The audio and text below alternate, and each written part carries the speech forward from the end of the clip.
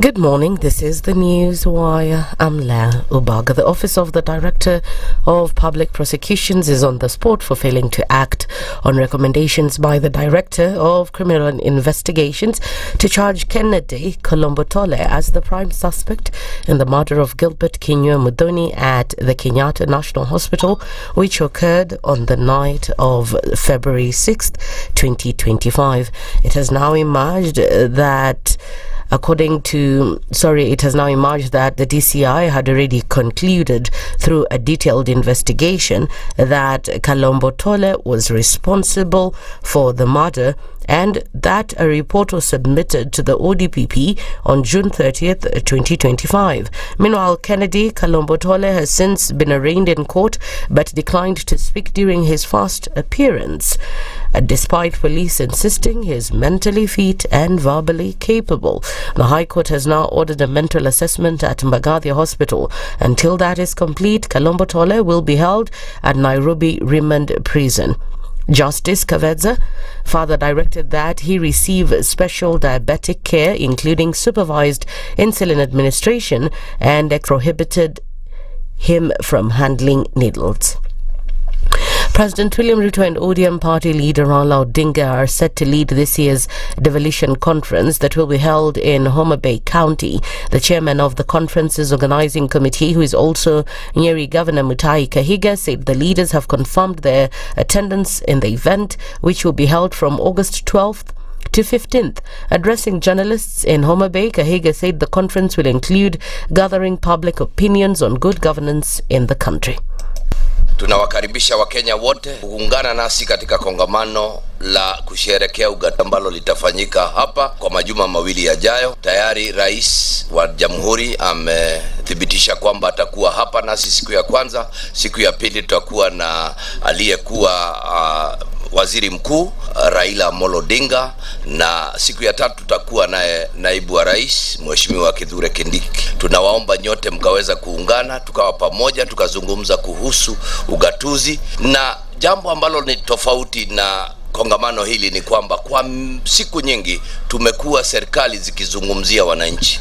The county's Deputy Governor Oyugi Magwanga has called on all leaders to attend the event regardless of their political affiliation. I want to say that as a host, we are committed and we are expecting the maximum security in this place. Maximum and optimum hospitality will leave this place better than they come.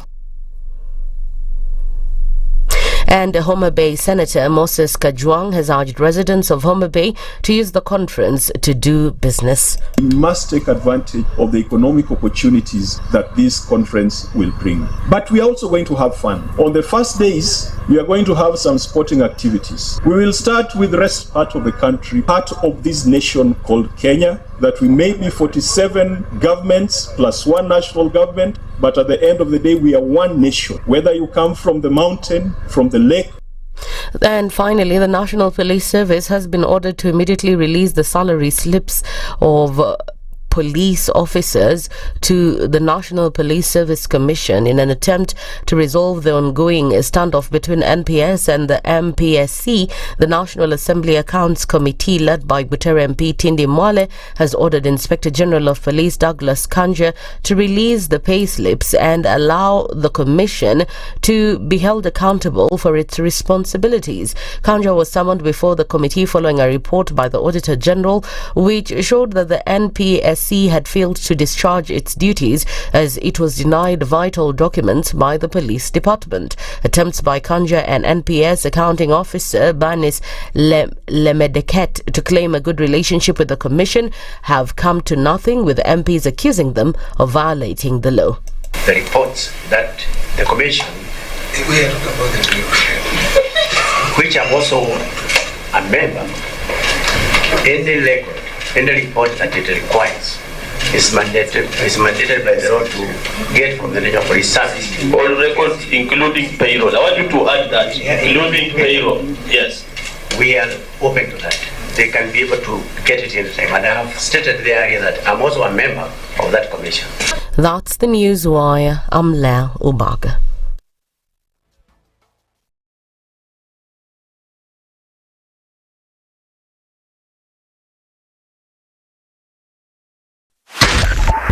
102.5 SpiceFM, Kisumu.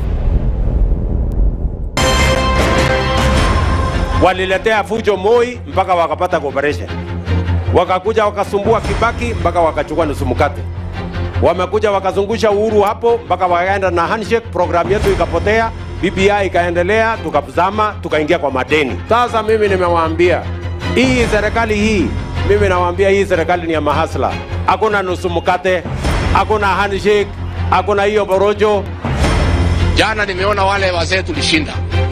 Ati hiyo mzee akisema ati he'll not be coerced or intimidated to joining our government. Wewe mzee sikia. We have no business within our government. Hatuna haja na hatugojei wewe. We are not looking for you and we have no time. Stop saying that people can force you to come to this government. Forget about being forced or coerced. We are not interested because sisi tuko na kazi ya kufanya. Kama kuna mtu ako na namba ya William Ruto, arekodi hii video mtumie. Maisha yangu tangu nizaliwe sijawahi kuona mtu muongo, mfisadi, baradhuli, mdhabdhabina kama William Samoei Ruto. Mimi Hassan Joho nikitaka kuongea, mimi I don't even dream of engaging with them. Ati huyu akitaka aje ongee sio na mimi niongee na Ruto nini? Mimi nikamtafute atanipa nini? Wilbaro. I wonder. Nilipeleka Wilbaro mimi la kimtaani la kucheza nalo zamani. We have a choice to reject over 60% of these names or give President Ruto his skunk. Apart from a few individuals who are not even more than 8, the rest are incompetent, unqualified, have integrity issues, are people who cannot deliver this country from where it is to the next level that we want the country to move in. A few moments later. I've now forwarded the name of John Mbadi Ngongo to the Ministry of National Treasury and Economic Planning. The Honorable Hassan Ali Joho, Ministry of Mining, Blue Economy and Maritime Affairs. The Situation Room, Kenya's biggest conversation. Good morning, and I love your show. Thank you. Having come from a Kikuyu radio background, I migrated to Spice because of the content. I was born in a slum, but somehow I got a break in life. So sometimes when you see the sweating coming out because of the passion and whatever it is, behind the noise, there are people. And we share the same umbilical cord. It shouldn't be like that. I am so disappointed. We used to tell Honorable Raila Amolo Odinga that he's doing politics of conmanship. And even President Uhuru Kenyatta, serikali hii ndio iko na conmanship ya hali ya juu. You cannot promise people that you reduce tax, then you double. In politics, there is the issue of trust. For you to turn around and then stab the same people who gave you that trust, there is no other level of dishonesty. Imabo, utaona dunia tu. The Situation Room, Kenya's biggest conversation. If we just gloss over issues and hope that time heals, then we might find that in generations to come, we might be back at the same situation. And the whole thing is born of stolen elections. Spice. When it comes to the decisions you make, you must be independent. There's no way you can allow one institution to dictate to you how you're going to conduct your operations, how you're going to decide cases. It's a no. When you weaken the institution to the point where they cannot take action, then you realize that politicians have to come up and now start dealing with the issues. That conversation has to die. Our politicians do not like the hard stuff.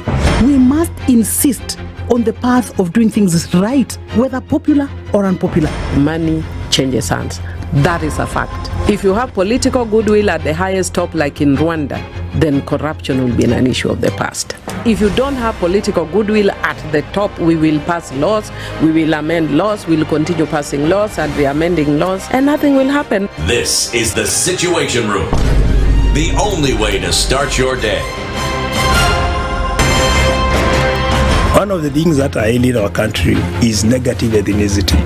You find you as a state officer, instead of thinking as a Kenyan, you think like a tribal person. Let me tell you something. The biggest problem we have had in this country is a leadership deficit. There is nothing that you are going to do in the process of change if you are not a risk taker. So you really have to pursue your vision to a logical conclusion and even be ready to step on people's toes. When it comes to the economy, you can run away with it. They say statistics are like bikinis.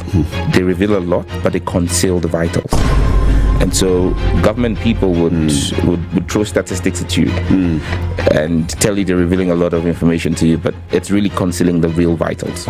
We need to get out of that, because when we want to grow our democracy, one basic thing that really requires to be understood by the political class, by all of us, is institutions are critical. This is the Situation Room, the only way to start your day. In this country, 6 families and 8,000 Kenyans control 90% of the GDP. We are not a country. We are a plantation. We work for Ruto. When you're telling the judges court orders are papers or they will not obey court orders, they're sitting and you're seeking orders from them. So how are they supposed to interpret it? Isn't it an oxymoron? When you see a judiciary that seems to be under some control somewhere, you start questioning. We have very powerful governors, but they don't use their offices to serve the people.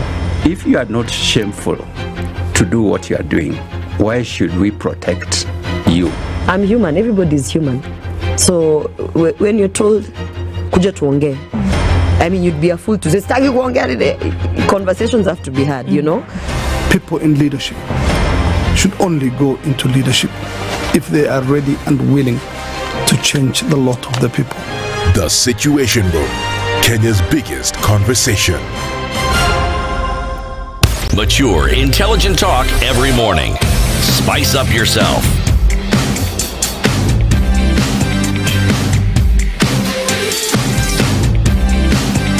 Mornings done right. 94.4. Very good morning to you on this Wednesday, the 30th. Abby? The 30th of July, and how are you doing today? Good morning, Dennis Aseto. Good morning, Okoh. How are you? Salama sana. Wa iko salama? Kabisa. Good to see you. Good to see you too. Let me tell you. Today I woke up and I ate the mother and her child. Yeah, almost. I saw. And you're like, yo? Okay, so which one came first? It must be the chicken, because we were not told that God made byproducts within the first 7 days. We were told that birds of the air and fish of the sea and animals on the ground. So it must be the chicken, if I'm going to go the biblical way. Okay. But before you go there, you know somebody has come here. I know. Today the weather is under him. Now the weather is under him. Mr. Dennis. How are you? Okari. Good morning. I'm fine. You're better. You're better than you. Hey, Nini.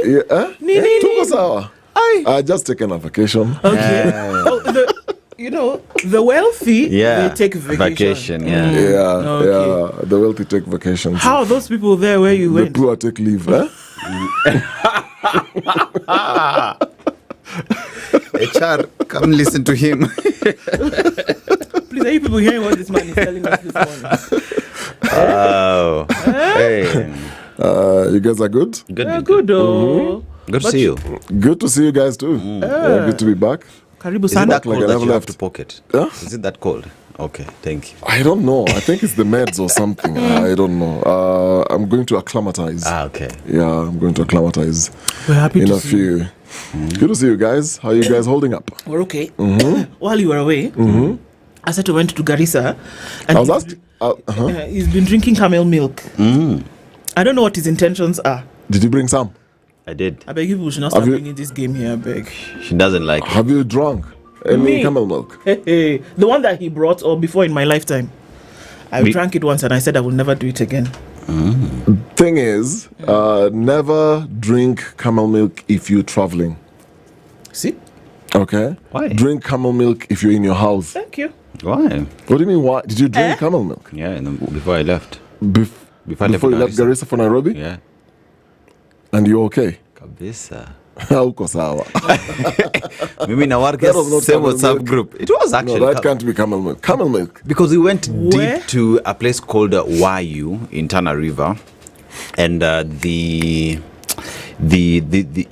camel herder, the livestock farmer, get me camel milk.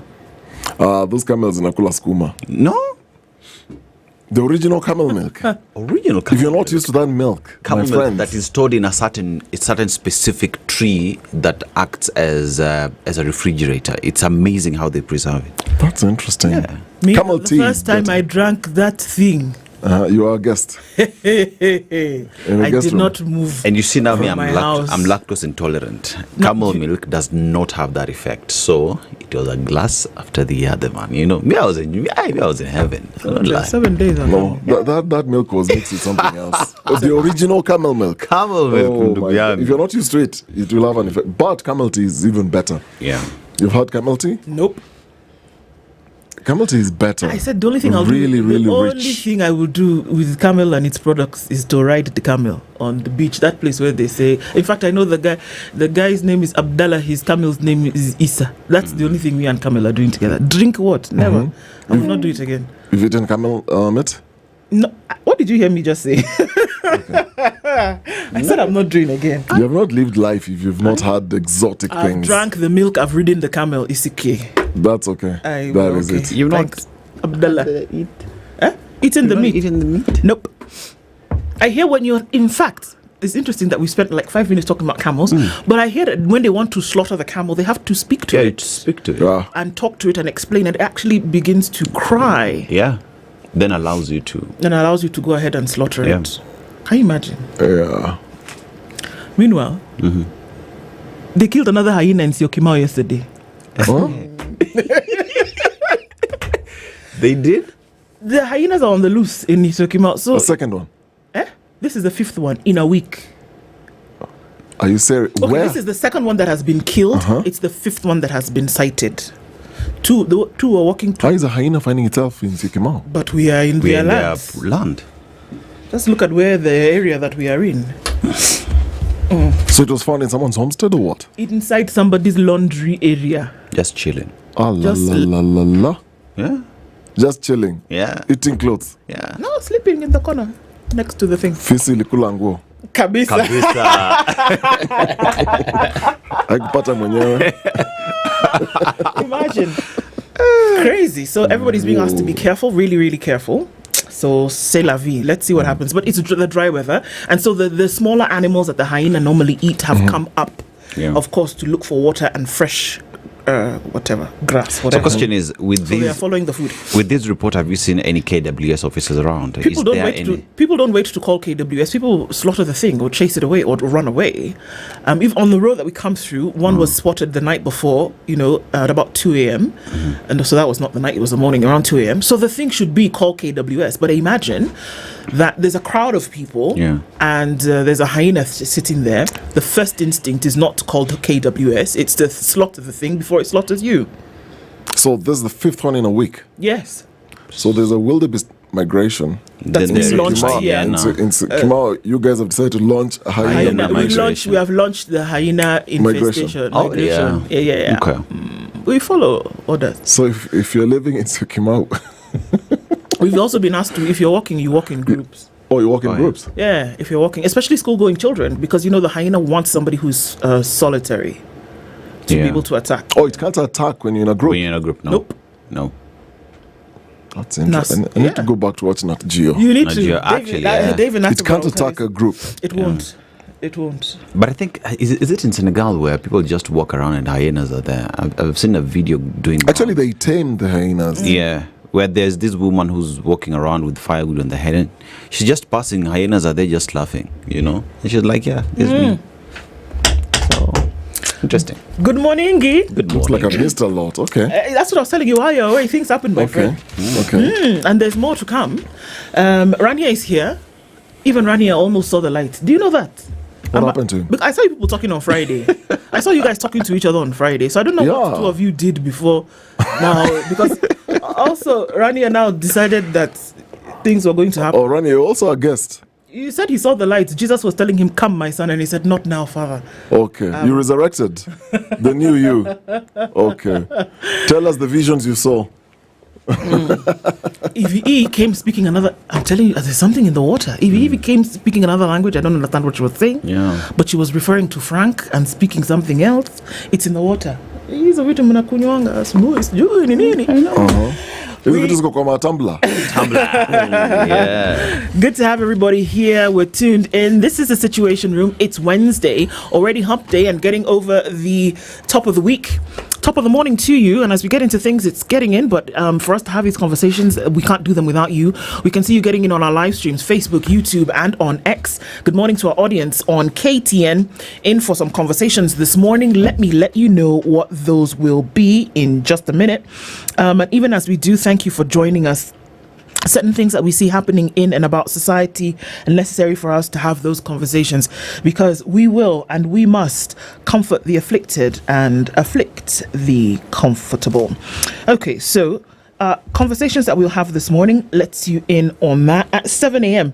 we will have a conversation with Bill Okero. It's interesting because the headlines today going along these same lines, essentially what's really happening with the economy. Is Kenya a debt nation? Or the other day we see that the debt ceiling has risen now to 11.5 trillion. Rather, not the debt ceiling. The debt owed by Kenya now is at 11.5 trillion shillings. Who is going to pay for this is the question. And you'll maybe get some more insights into this when we look into the headlines. But Bill Okero is here. We're going to unpack Kenya's 11.5 trillion shilling debt burden and see what exactly that means for years to come. Who is going to pay? That conversation we'll have at 7 o'clock. And then at 8 o'clock, we're getting into... excuse me. We're going into exam season very soon. KCSE exams are going to in the next 2 months. KEPSEA exams also in the next 2 months. And we're already starting to hear the rumblings of students saying, well, we can't do this, there's too much pressure. Demystifying the mind of a teen. What ignites school strikes? We're going to be looking into that with Nancy Wanjiro, who is a family and marriage therapist. She joins us at 8 a.m. And, what are your experiences? What happens when they say, we're not doing this, and they say, okay, you know what? Rather than sit these exams that we may not be prepared for, let's burn the thing down. We'll talk about that at 8. And then at 9 o'clock, Shakahala too is in the throes, guys, in the same area. And so we're going to be asking ourselves and also talking about these issues that when Karl Marx, many years ago, said that religion is the opium of the people, it is this thing upon which people get high and then come off their high, but then go back to this drug over and over again. What exactly did he mean? And when we hear about radicalization, when we hear about cults, when we hear about these things, 637 people were on a list 4 years ago that couldn't be found and were linked to this Good News International church that then saw hundreds of people buried in Shakahala. And we thought that, oh my God, this is a terrible thing. It must never happen again. Well, it is happening again. And we've got to ask ourselves questions. What really is going on? Desperate search for religion. The thin line between cultism and religion. Reverend Tony Kiama is the lead pastor at the River of God Church. He joins us at 9 a.m. Those are the conversations that we'll be having this morning, and thank you for being here with us even as we do. You took us to Madagascar. Yes. I Dennis. was thinking it's from Garissa. Oh no, he came back he came back from Garissa and then did a Garissa, then he did a into the Indian Ocean. No, I was waiting. Proverbs from Garissa. Those are for next week. Yeah, that's for next week. Okay. Actually from Garissa to Malindi is 2.5 hours. So if you get sick in Garissa or Tana River mostly and you need referral, you have to drive 2.5 hours away. I always say Garissa is like my second home. I've been there so many times, but for all the bad reasons. Just to cover, attacks. That thing. So I know Garissa really, really, really well. Yeah. It's a small but beautiful place. Beautiful people. At 7 p.m. outside Garissa University and the KMTC, police officers surround those institutions like no one. It's still happening today. It's still happening today, yeah. So security is tight in the area. It's a good thing. Lakini situende Madagascar. Sawa. Yeah, King Julian. Yeah. Okari. No. Oh God, you don't Wow. know King Julian? Yeah. No. Have you watched Penguins of Madagascar? No. What I is like that? to move it. You don't know that lemon that keeps on dancing? No, I know the song. That animation. No. Wow. You've not watched Penguins of Madagascar? Madagascar? No. Oh my good Lord. Okay, that's it. We're going to watch Penguins of Yes. Madagascar. We need to. Yeah, let's It's a good animation? It's fantastic. It is fantastic. Okay. Yeah. Yeah. Anyway, so we talk about Madagascar, and it's the only country with lemurs across the world. So let no one ever tell you that there are lemurs in some other parts of the world. You know, that's one thing that is creative. And it's also vanilla land. You know, they export vanilla across the world. So if you want vanilla and authentic vanilla, ile itakupeleka Comes from mahali, Madagascar. unaenda Madagascar. Wow. Yes, but situende kwa proverb. Yeah. And now this one talks about heads. But this kind of heads.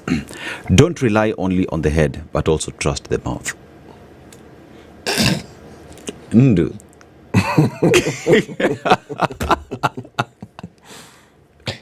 Why is it funny? Repeat it again. Don't trust the head. Don't rely only Don't on the rely. head, but also trust the mouth. So the head has a mouth. So they need to work together. You people, what have you been up to since I was gone? What's going on? Okay. Ndu, how would you interpret that? I don't know. I'm actually waiting for you to give us the interpretation. I don't know. Don't rely on the head, But also trust the but also mouth. trust the mouth.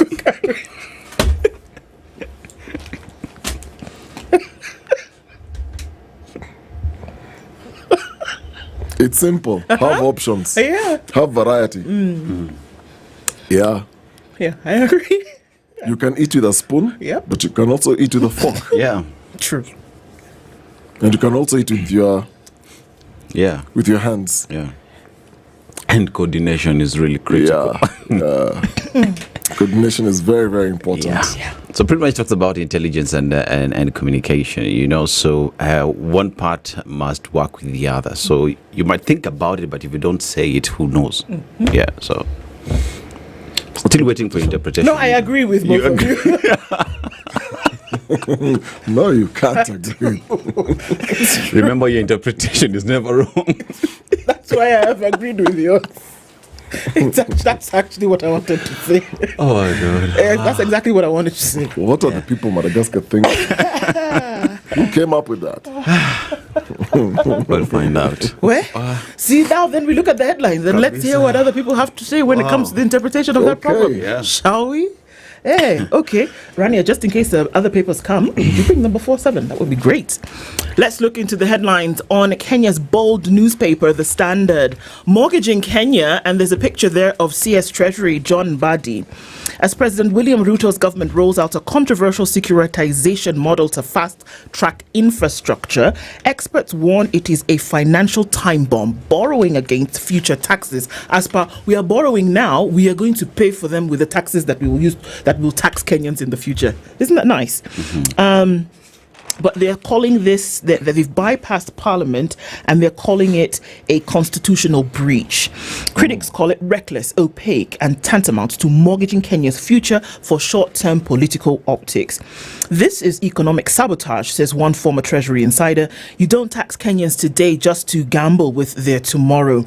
Experts are wondering in whose interest are government officials deploying these schemes. 11.5 trillion shillings is Kenya's public debt. 175 billion is the plans, such as the those are the plans, the 175 billion fuel levy bond and the 44.7 billion stadium bond have sparked concerns that the government is bypassing constitutional safeguards. We'll look into the details of the story because it can get actually quite sticky. One story that when I read the headlines this morning bothered me to my core.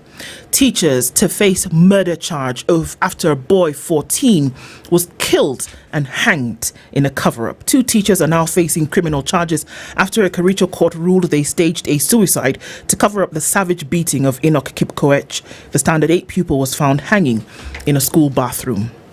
We'll give you details of that story, but there's something wrong. There is. Yeah. Joy and tears as Steve-O reunites with his family after death row reprieve. Remember a couple of years ago, rather, I think, last year, his mother was here, and, that appeal. The Islamic League actually put up $1 million to pay, essentially, for his life. And he's back. Man jailed for 20 years for killing his wife during drunken quarrel. I always say, take a walk. Take a walk. It would have saved you that, don't you think? Government uses taxes as collateral that could sink the country. That's the story that we're looking into. Journalist has presented video. You never know where a video is going to find its way, and it's found its way into the Rex Masai inquest, where he has footage of their particular officers actually shooting. And it's in this video clip, it's directly identifying Murangiri as the man who pulled the trigger. We'll look into the details of that as well. MP seek support on teachers' hardship perks. They're saying, okay, we've got to find this money from somewhere. Police payroll is never with the NPS. That's the National Police Service Commission. But the members of Parliament have now said, Mr. Kanja, please surrender that payroll to the commission. Let's see what's actually happening there. There was a press conference that took place yesterday. ODM and its leadership basically said that they're in this thing to stay. They're not breaking up. They are actually asking Ruto to implement the broad-based MOU. And it goes on and on and on. And while that was happening, Ndindi Nyoro has been dropped as a member of the budget team in the House shake-up. The House is shaking up. And people have fallen along the way, and one of those is Ndindi Nyoro. Cabinet moves direct. There was a cabinet meeting yesterday. Excuse me. It's cabinet meeting yesterday. One of the things that they decided to do was that they're going to regulate the church. That's going to be fun because we're going to have that conversation at 9 o'clock. And health sectors. So church and health is being regulated. And we continue to look at those. While, by the way, KPC sale gets the nod. And you ask who KPC is? KPC is a Kenya Pipeline Company, and they want to partially privatize it for higher efficiency. And those are some of the things that came out of a cabinet paper yesterday. Those are some of the headlines that we are looking at. I don't know what you've got on the digitals. Anything? I'm looking at the Daily Nation. The headline, Tanzania jobs ban hits Kenyans hard. So Dodoma's move to bar foreigners from select businesses in the country will affect thousands of Kenyans, which, with the Suluhu regime sanction infuriating local traders and MPs who have asked Nairobi to impose retaliatory measures. So the critics are saying that Dodoma's policy runs counter to provisions of the East African Community Treaty. And there's a time you actually asked whether this thing really exists in its spiritual sense. Yeah. And so that's what Tanzania has done. Then Mishra fights off organs trafficking charges. Cash crunch forces public schools to close early. Emotional return also for man spared execution in Saudi Arabia. And Mishra says, in the name of God, I am innocent. Says Mishra on organs trade claims. So, in the name of God, I'm innocent. If anyone has evidence of organ trafficking at Medihill, let them come forward. I know that one day the truth will vindicate me because all I have ever done is help make Kenya a better place. Those were the emotional words of a worn-out and tearful Dr. Swarup Mishra, the chairman and director of Medihill Group of Hospitals, as he defended the institution against serious allegations yesterday. Prayers, tears of joy as Steve-O makes a triumphant return. Mombasa Mpox cases on the rise. This is very scary. Now, the Ministry of Health is working closely with the county government of Mombasa to contain Mpox infections after the port city recorded the highest number of cases in the country. So, Director General of Health Patrick Amoth said Mombasa is now the epicenter of the disease with 139 out of 300 cases reported across 22 counties since last year.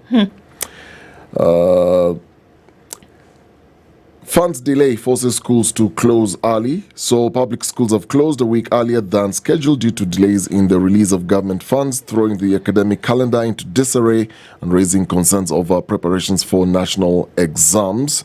Stormy meeting as Raila sets up team to review Ruto deal. And Dynasty is under siege. Uhuru, Raila, and Gideon fight for political survival. Those are there's another story here. High Court orders military to publish its policy on HIV. Ah, okay. Yeah. Sijasalimia watu, but let's just yeah, I know. And now, see now time. But look, you guys, we see you guys, and I know laughter definitely is the best medicine this morning. Everybody tuned into the room today. You know we can never ignore you intentionally. But just karibu sana, thank you everybody. Good morning to you. And even as we have these conversations, we connect kabisa. It is indeed. So somebody is saying that in Uhanya Beach, that they get hippopotamus milk. I don't know how exactly they get the hippopotamus. How do you milk a hippo? Exactly. Really? Okay, anything is possible in Kenya. Everything is possible. Where? You know how do you manage to tie a hippo? Because you know a hippo is wide and short. So even when you want to, do you have to put it on a platform first? Which time do you have? They're one of the most ferocious animals, my friend. They'll finish you in one snap, literally. We need to talk to that What do you tie around its neck? Yeah. What? How do you get there? How do you get in there? the first place? Does a hippo have a neck? Does a hippo have a neck? There's another good question. Everybody tuned in from around the country, the region, and indeed around the world, because we know it's from all over. Thank you for joining us every morning. Good morning, good morning. This is a personal and concert greeting to everybody. We'll get into it properly, of course, at a later time. But thank you. And we see your comments, so keep them coming in and keep plugged into this conversation, guys, even as we do it this morning. Yeah, a good laugh never hurt anybody, did it? So let's just continue with that. Why are we laughing? Because it's good. Laughter is the best medicine. Where Kenya has reached, without laughter, we will die. Guys, good morning again. Let's look into this story. A couple of stories. Can I start? Is that okay, guys? Yep. This story on page 6. Now, it's looking into the judiciary in terms of what's happening, but there's an inquest and 2 teachers to blame for a pupil's death. So this incident happened in 2022. After 3 years of pain, protests, and persistence, there is a hope for the grieving family of Enoch Kip Koech, a 14-year-old pupil who died under harrowing circumstances on the 27th of September 2022. Now, in a ruling delivered in an inquest, Senior Resident Magistrate Japheth B. determined that teachers Aaron Koskei and Philemon Koskei of St. Teresa Mixed School and Boarding Primary School in Kericho were criminally responsible for the death of the Class 8 pupil. The boy was subjected to a brutal beating, allegedly over a disciplinary issue, and was later found hanging in a school bathroom in what the court has now ruled was a staged scene intended to cover up the assault. According to B, the 2 should be charged for causing the death of the deceased. Corporal punishment administered caused grievous harm and led directly to the boy's death. Dr. Richard Siele, the boy's father, called the ruling a vindication of what the family has long maintained, that Kip Koech did not die by suicide. They called it suicide, but we knew our son. We never stopped fighting, and today justice has spoken. He's a university lecturer at the Moy University. He recounted how police closed the file within days of the incident, declaring the death a suicide without a thorough investigation. According to him, it took 2 postmortems, intense public pressure, and relentless family advocacy to push the matter. He said, when we visited the Kericho County Criminal Investigations Office, we were met with hostility. The DCI officer not only ruled out foul play without evidence, but threatened us for seeking answers. Kip Koech's mother, Emily, recounted the toll the loss had taken on her life. Though nothing can bring back my son, I thank God because justice has a voice, and today it was heard. The God who sees in secret has brought light to the darkness. Rest well, my son, she said. Let me quickly tell you that the court proceedings painted a grim picture of what happened or what transpired on the day. A fellow pupil and cousin, Victor Kipnyeno, testified that Kip Koech was punished after using another class locker during an examination. He told the court the deceased was summoned by teacher Aaron, made to wait lying on the floor in the staff room, and later ordered to shower by Philemon. Moments later, word spread that Kipkoech had been rushed to hospital after allegedly developing a headache. He came to class crying. Then teacher Philemon called him to go to shower. 30 minutes later, they said he had a headache and been taken to hospital. Post-mortem and medical reports showed deep injuries in the boy's buttocks and back, consistent with a severe beating. Despite this, Aaron submitted only to caning the boy 3 times for 5 minutes. He expressed no remorse and shockingly revealed he had taught 10 years without a valid Teacher Service Commission number. The family is now urging the DPP to charge the 2 as soon as possible. There's no telling what happened to this boy while 2 of the teachers were administering this. It was 3 years ago. An inquest now that took place much later now says these guys are criminally responsible. They're culpable for his death and they should actually be charged. And so, of course, opens the wider picture into what actually happens when discipline is taken beyond discipline to this kind of brutality that results in death. Why suddenly go take a shower in the middle of the day? Even after you've administered whatever punishment that you're administering, because they saw that maybe he was in a difficult position, in a difficult space, or they knew that they had really punished this boy severely and he's dead. And then they find that they staged his suicide. I am afraid. I don't know what I am afraid of. What happens to children in school under this punishment, which is corporal punishment, which, if we remember, has been banned in schools because of this same thing. That people are not in that moment of rage or control. People are not able to control themselves. And then they really, unfortunately, mete out too much on children. And look at what has happened in this case. This is the one that has been reported.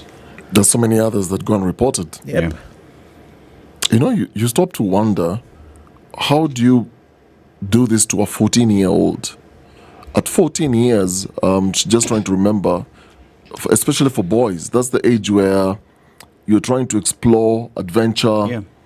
You're still growing, you know, you're still learning your environment. Whatever it is that you will end up doing, it still doesn't warrant this kind of punishment that would lead then.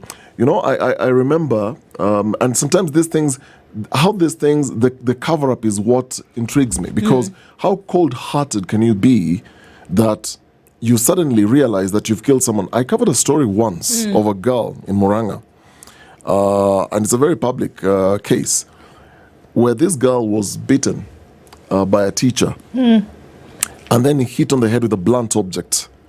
And the girl told, forced, go to bed and sleep. Yeah.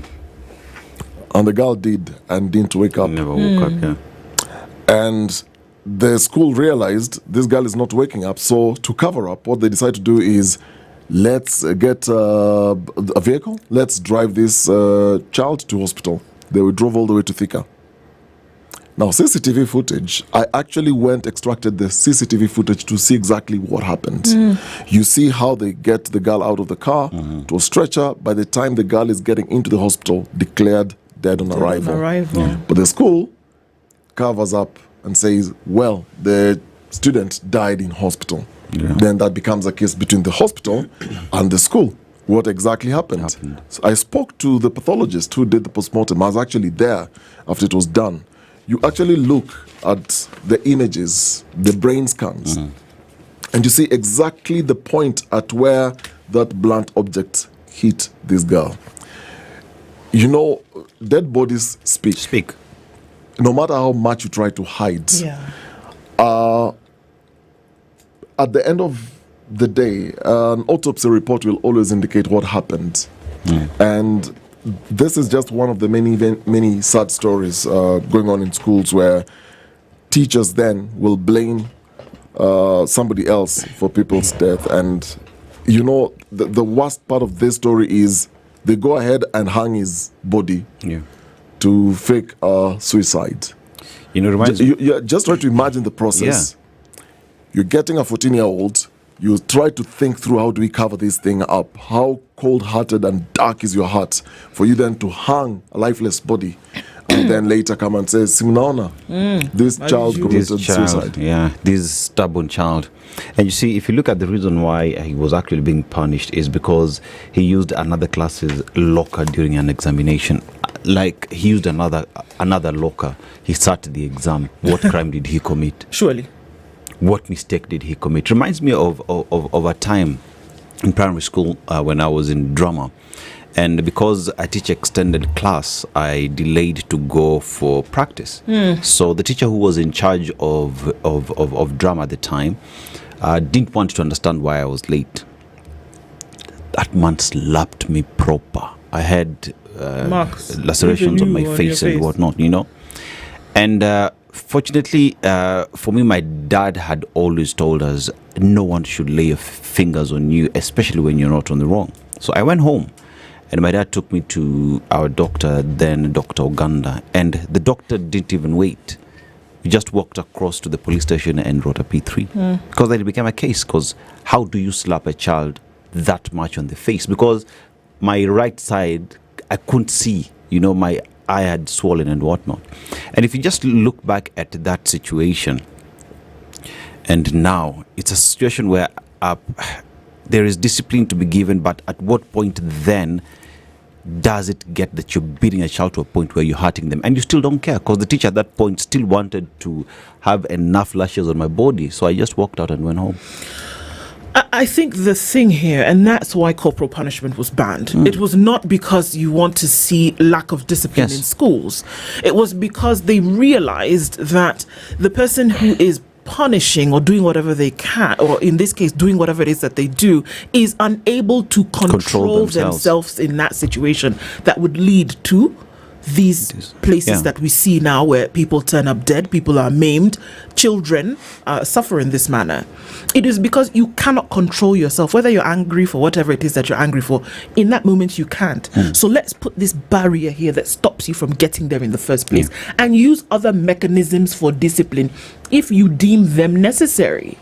But here we are killing people's children in the name of discipline because the boy used a locker that was not his during an examination. And then yes, Okari, how evil are we that you then cover it up and then lay the blame for the loss of life on this boy himself? That you killed yourself. Stage it, cover it up, hang a lifeless body in a bathroom. How low have we sunk? And I keep going back to this question. This is one that happened in 2022. The ones that happened in 2023, 2024, 2025, 2000, 2010, that go unreported, that are covered up and buried. You know, the sad part of this story is this. So the police closed the file within days. So the police were also complicit. So it's the police, it's these teachers under the cover of the school. And this is delayed justice, though it's still justice.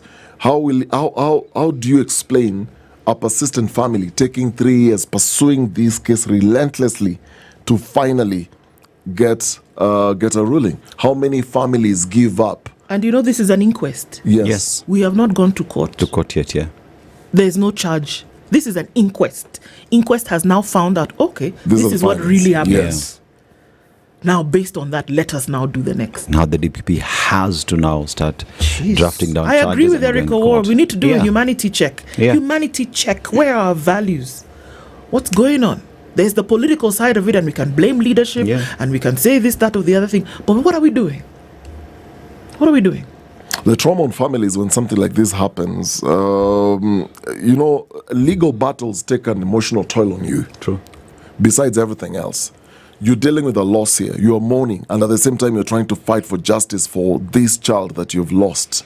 What you're taking a family through is incomprehensible. And the thing is, for the school, you know, I'm trying to think through then teacher responsibility. What does that then, the ruling, say about the accountability of the teachers in that particular school and that school for that matter? And then overall, in terms of oversight for schools, when you look at corporal punishment, you know, there's a period this was so weaponized that you go walk into a principal's office. I remember when I was in school, there was a wall that had different weapons for different punishments. Because of distraction. So you go in, depending on your punishment, you're asked, so the teacher will go select which one do you deserve. 6 strokes of the baton on your butt. Okay, this is the one. Lie on the table. So there are whips. There are all kinds of things. And so the teachers who will actually take it out on students just because either they don't like, or you didn't get the homework right, or it's just a small thing, or it could be an accusation. It's another student going to accuse you without reasoning. And somebody said, someone said this to me the other day, that Dennis, when you're talking to people and when you're meeting people, just be careful, because where we are today, we're dealing with people who have madness. Yes. But they're walking in good, clean clothes. You're working with people who are going through their own stresses, depressions, anxieties, and all other issues, and they're just boiling from the inside, and they're waiting to take these out on anything and anyone. And that's how you'll see sometimes when you're driving the road rage. And so there are people who are going through that. There are people who have been bewitched. So you're dealing with people who are coming from different backgrounds. So be careful. And so when you're taking also kids to school, these follow-ups, like now in your case, Aseto, if it was not for, your father coming in and saying, you know what, this is what I demand. How many families actually do those kind of follow-ups? Students are bitten, but they go home, they don't talk about it. So you see a mark on the face, you ask what happened, nothing, because of how you either been bullied or how you've been threatened. I was once bitten by a principal just because I was falsely accused of noise making. You make noise? Just making noise in a class, and the prefect didn't like me, and so I was taken to the disciplinary teacher. And you appeared and I was told, you're going to watch the whole class alone. I was like, no, this is unfair. There's no fair hearing in that kind of situation in schools. And the principal told me, lie on the table, 6 strokes. That was like the maximum. That was like a death penalty in school. I couldn't sit for almost 2 weeks. I would sit on the side like this, on my seat, on the side. Because I was in constant pain.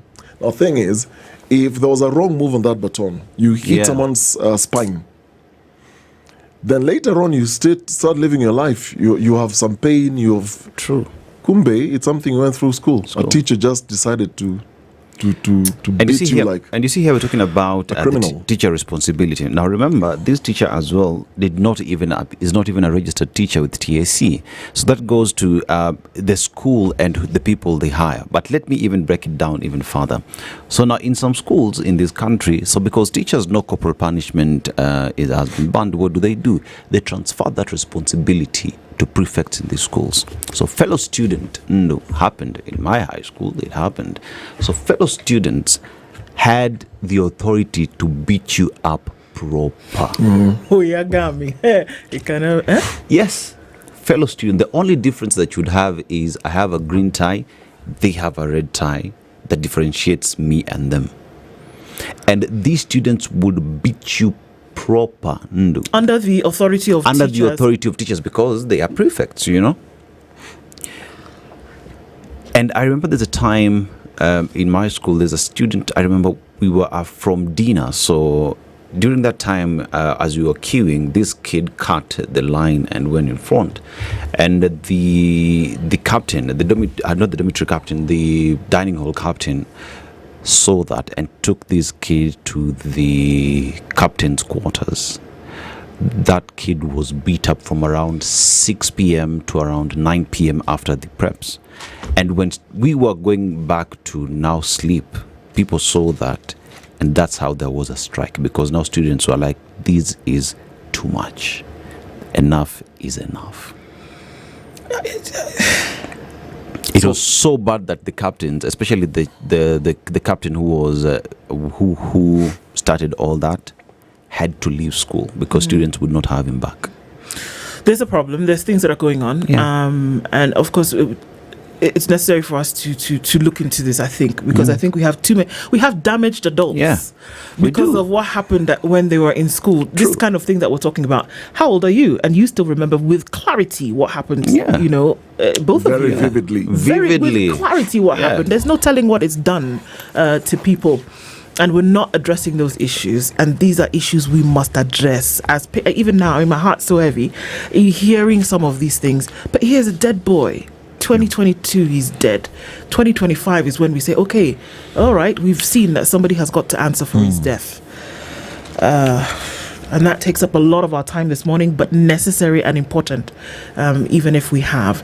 Can we look at one last story before we get to the top of the hour? This story about Tanzania. All right. The dispute. So, just a quick backstory. Tanzania has basically barred foreigners from engaging in retail, hairdressing, small-scale mining, tour guiding, among other small businesses. So, at a glance, when you look at this story, so lawmakers and business leaders now in Kenya are protesting about what this is, about what's happening in Tanzania. So, Kenyans have obviously criticized the move as running counter to the East Africa community. And we were here some weeks back discussing this East Africa community spirit.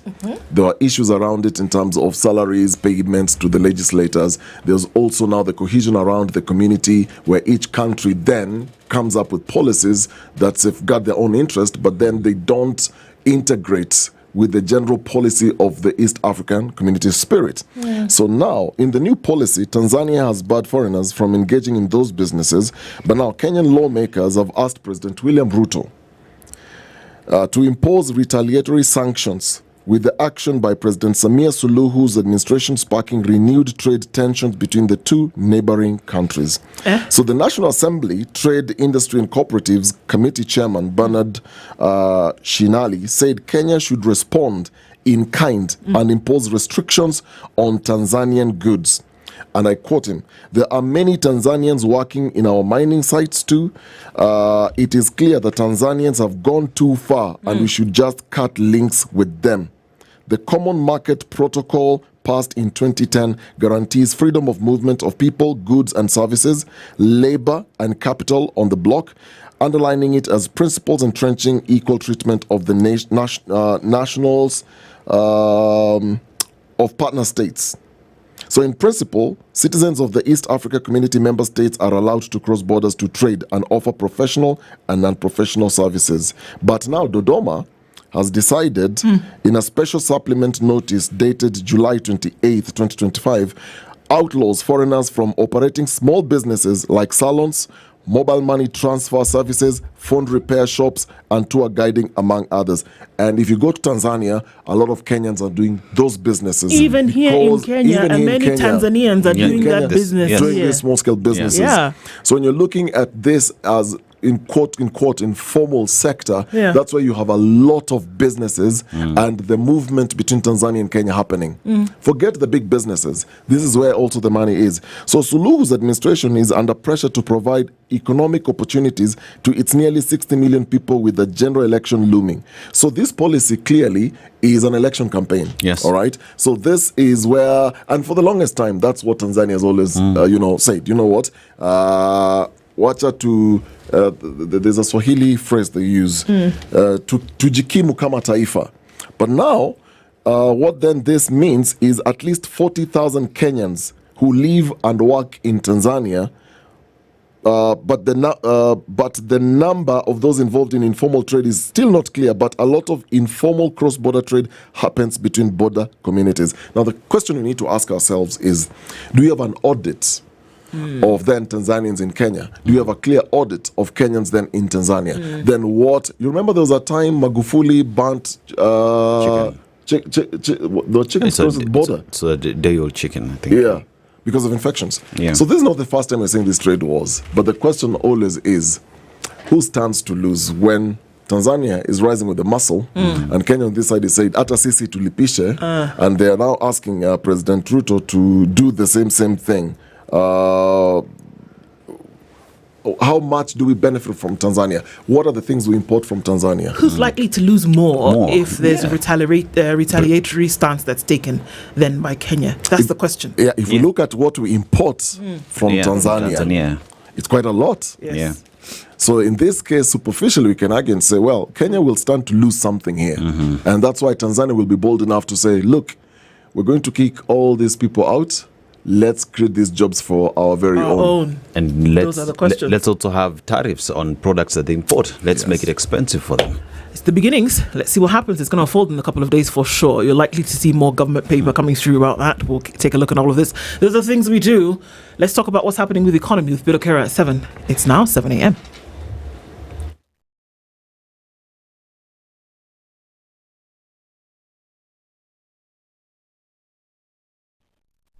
Good morning, this is the News Wire. I'm Leah Obaga. A bitter dispute has erupted between the office of Busia Governor Paul Otuoma and the county senator Okoh Mtata following the senator's allegations of misappropriation of 5 billion shillings from the county's budget for the year 2022-2023. 2 days ago, Mtata issued a statement alleging that Governor Otuoma's misappropriation was discovered through an investigation he conducted using a private company after losing confidence in the budget manager's office. Kana imeibwa kule kwenye hiyo bajeti ni shilingi kadri ya bilioni 5.2. Na mwenye yeyote ambaye anaishi Busia, ukienda Busia utapata ni kweli hakuna mambo yote ambayo inaendelea kwenye ground kwa sababu hakuna pesa inafanya kazi kule. Lakini ukitembea kule utapata kwamba wafanyikazi wa county wanaendesha magari makubwa, wamejenga manyumba makubwa ya kifahari, wamenunua manyumba za kibiashara na zinajulikana penye ziko, lakini hakuna maendeleo yote ambayo inapatikana kwenye eneo gatuzi. Mtata blamed the Auditor General and Ethics and Anti-Corruption Commission for what he described as being pocketed by the Busia government. Labda mtauliza mambo gani EACC na Auditor General na wengine wamefanya. Ni kama hao watu wamewekwa kwenye mfuko. Ukipeleka ripoti kule kwa EACC haishughulikiwi, haiendi popote. Ukipeleka ripoti kwa Auditor General haishughulikiwi, haiendi popote. Na wizi kwa ground unaonekana. Ndio maana nikasema wacha nitafute wataalamu wanisaidie kukagua hizi vitabu na watakayopata nitatangaza kwa ndio nione kama EACC watachukua hatua yote ama kama Auditor General atachukua hatua yote, na kuna wale watu wa serikali wa asset recovery kama watachukua hatua yote kukabiliana na hao watu kuhakikisha kwamba hizo pesa ambazo ziliibiwa zinarejeshwa. Following the release of the statement, Governor Otuoma's office, through its Director of Communications, Oscar Kwena, issued a statement to the media dismissing Mtata's claims. Mtata, being fast to respond to the statement, calling it aimed at misleading Busia residents about the wastage of public funds. Tumeanza tena kukagua ile makaratasi ya mwaka wa 23 hadi 24 ambao tunakagua sasa hivi, na pia tuna shida ya kupata ile source documents ambazo zingeturahisishia kazi, lakini vile tunaendelea kutafuta na tutapata, pia tutakagua alafu tuwaletee report ya vile mambo yako kwenye eneo gatuzi la Busia. This controversy comes a week after representatives from several wards of Busia County Assembly issued statements complaining about the stalling of various projects that should be implemented through the governor's office. Well, it's all systems go for this year's Devolution conference that will be held in Homa Bay County. The chairman of the conference organizing committee, who is also Njeri Governor Mutahi Kahiga, has confirmed that President William Ruto and ODM party leader Raila Odinga will be in attendance. The conference is set to begin from August 12th all the way to 15th and will take place at Homa Bay High School. Addressing journalists in the county, Kahiga said the conference will include gathering public opinions on good governance in the country.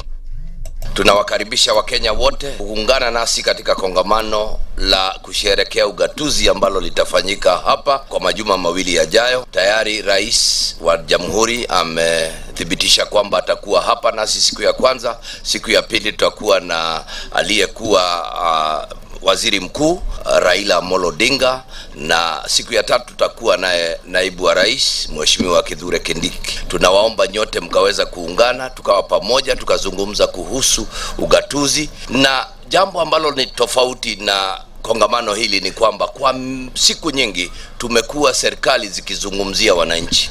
Deputy Governor Yugi Magwanga has called on all leaders to attend the event regardless of their political affiliation.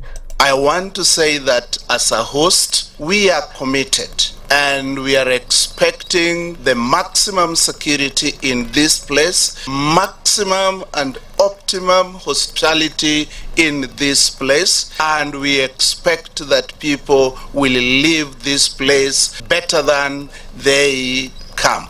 And finally, on the international scene, the government of Tanzania has banned non-citizens from running 15 small and medium-sized businesses in the country, a move that could jeopardize its relations with neighboring and international nations. In a special Gazette notice, Trade Minister Selemani Saidi Jafo explained that the government shall not issue or renew a license for a foreigner to carry out any of the stipulated businesses. This include mobile money transfers, electronic repairs, small-scale mining, postal and parcel delivery, tour guiding, establishment and operation of radio and television, as well as operation of museum shops. Others are real estate, clearing and forwarding services, on farm crop purchasing operations, and home, office or environmental cleaning companies. That's the Newswire. I'm Leah Ubaga.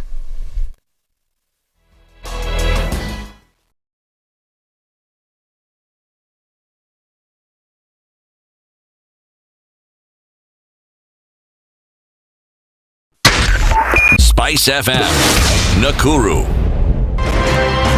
Good morning, and I love your show. Thank you. Having come from a Kikuyu radio background, I migrated to Spice because of the content. I was born in a slum, but somehow I got a break in life. So sometimes when you see the sweating coming out because of the passion and whatever it is, behind the noise, there are people, and we share the same umbilical cord. It shouldn't be like that. I am so disappointed. We used to tell Honorable Raila Amolo Odinga that he's doing politics of conmanship, and even President Uhuru Kenyatta, serikali hii ndio iko na conmanship ya hali ya juu. You cannot promise people that you reduce tax, then you double.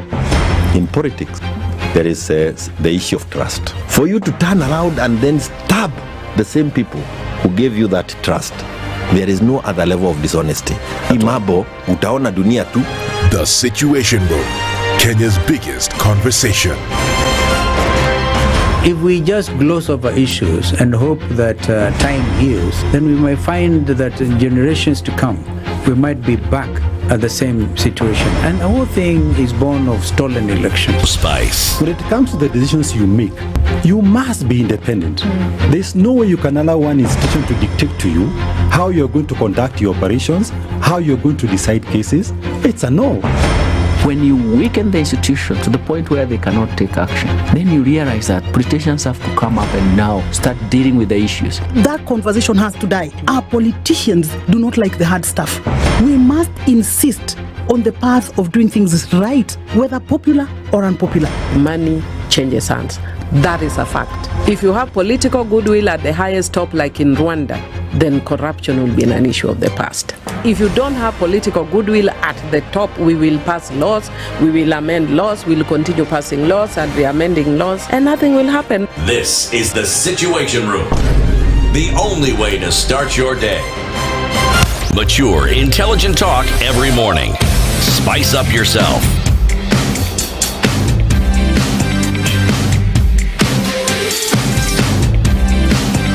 Mornings done right. 94.4 Spice FM, Nairobi.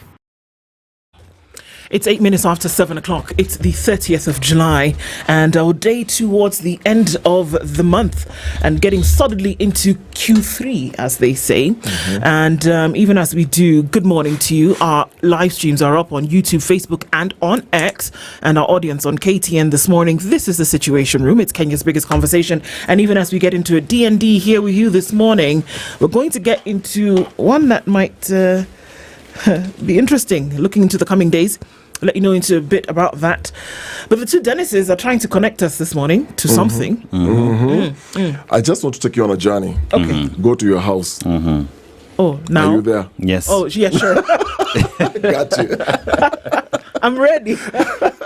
Just take your mind to your house. Okay. You see where you have your internet router? Your Safaricom Wi-Fi internet router? Okay. Now think of where your bedroom is, your other bedroom, kitchen.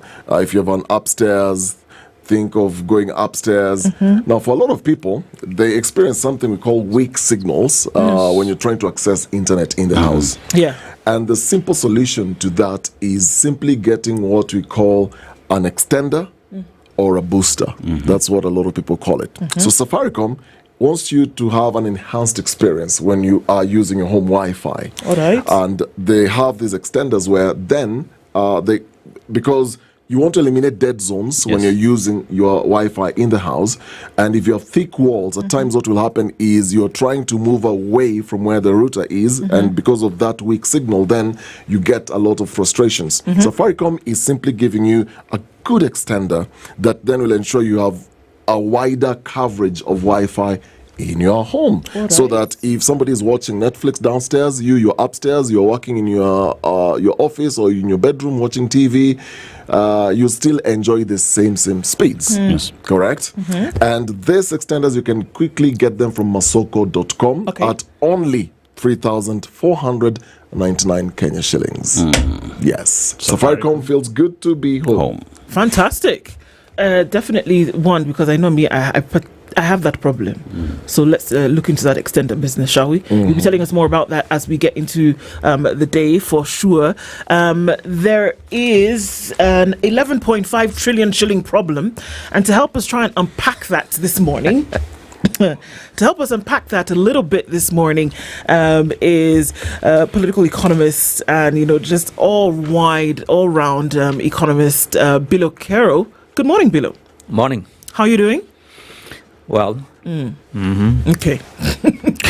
All right. We'll take that. You know that when you meet somebody, habari yako mzuri tu. Don't ask me anything else. Everybody has one word answer. Don't ask too many questions. Kwaje? Mungu anasaidia. Mungu anasaidia. Ama uko fiti? Tunangangana tu. Yeah. You know things are not good. Yeah. Such is life and such is the situation. Yes. But let's look into this, because it seems like in the corner of all of this is Treasury and essentially what it is going or not going to do. We'll look into some of those details in just a bit. But Dennis is going to welcome you. He decided to go to Madagascar this week. And somebody was asking in the comments a little bit that what are the people of Madagascar called? They are the Malagasy. Malagasy. Yes. Yeah. So, we would like your interpretation of this one. Yes. So the proverb goes like this: don't rely on the head, but also trust the mouth. Wow. Right? Don't trust. Don't rely on the head, but the mouth as well. Well, I think my understanding of that is, of course, we speak whatever our mind, what we put our minds to and our brains is what comes out. But I think probably what it says is that you can judge a lot of people by what they, by the way they speak and so, because you can't read somebody's mind all the time. But what you say can speak volumes about you, the way you. So that's probably what I think. Yeah. Yep. True. Opinions vary. Thank you for that. There are big numbers that are hitting us in the face, Bilo, even as we get into this conversation. And beyond the numbers is also what would be the possible action in terms of what's going to be done about those things. And it's actually the story on the front page of the Standard today. Who would have thunk it? But the government is rolling out a controversial securitization model to fast-track infrastructure. We saw this with the stadium rollout. The number that we're looking at for that stadium is 44.7 billion shillings, and also the fuel levy of 175 billion. And essentially what is this supposed to do is that it's supposed to cover, in the meantime, the holes that are really gaping in terms of things that need to be done for infrastructure. Many are saying that it is a financial time bomb, borrowing against future taxes, that you don't know where this money is going to come from yet, but you've gone ahead to borrow with the hope and the faith that as you tax people into the future, then you'll be able to make do moving forward. It's being called reckless, it's being called opaque, and tantamount to mortgaging Kenya's future for short-term political optics. According to some, it's being called economic sabotage. And this is a Treasury insider who says this. You don't tax citizens today to gamble with their tomorrow. Experts are wondering in whose interests are government officials deploying these schemes. And while this is happening, Kenya's debt stands at 11.5 trillion shillings. And it has reached that it has gone up to that. I think the number that we're looking at was 34% in the last 2 years. Government use of taxes as collateral could essentially sink the country. that's what we're looking at. Is that true? Or is this just, normal things that would happen within the economic development cycles of a nation? Bilo? Very well. Let me first let's look at the debt, the 11.5 trillion, which approximately 49% is domestic and the rest is external. When this administration came in, it was around 8.5 or so approximately. So it's gone up by about 2 trillion in the last 3 years or so. Is it likely to go up? It will, no doubt. And the numbers are very simple. It doesn't need rocket. It's not a rocket science. Look at what we are generating in terms of revenue. 2.5 trillion this year. The year just ended in July. Against what? An expected expenditure of 3.3 trillion. So there will be a budget deficit that will run into hundreds of billions, close to $1 trillion every year. That will be borrowed. The second thing, which is very important, is that out of the 2.5 trillion collected, how much are we actually spending annually to redeem existing loans and to service loans? It's this year is going to be 1.85 trillion. So what are we saying? You collect 2.5 trillion, you're going to pay 1.8 trillion to service existing loans. You are left with 700 billion. You have got public service whose wage bill is 700 billion. So if we want roads to be done, if we've done other things to be done, to the country to run, the government to run activities, they have to borrow.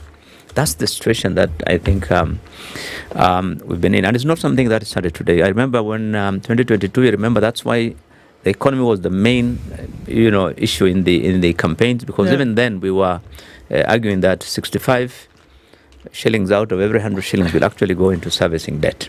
It hasn't changed. Our debt to GDP has been, in fact, it went to 68, 69 in 2021 and so forth, now around 65.5%, 66%. So it's not going to look good going forward also. Coming back to the securitization of the fuel levy and similar things. By the way, it's not the first time that these things are happening. But generally, if you look at the rest of the world, particularly the developed countries, people securitize everything. You can actually securitize this facility to go and get a loan. In your own house, you can securitize. You can take a loan against your fridge, against your furniture, against your everything.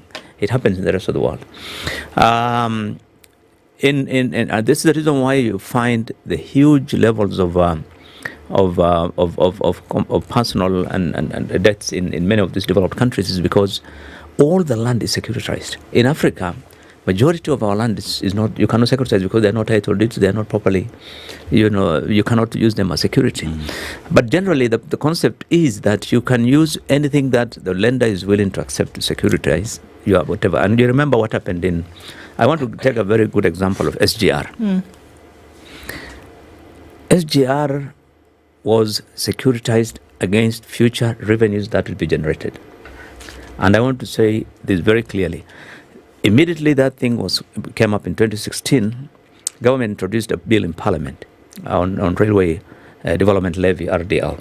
It's an act of Parliament actually that introduced it, and the idea was that it was going to generate revenues, which was at the time 1.5% of everything that gets imported, the total value of imports, and that will be used to repay the loans of the SGR.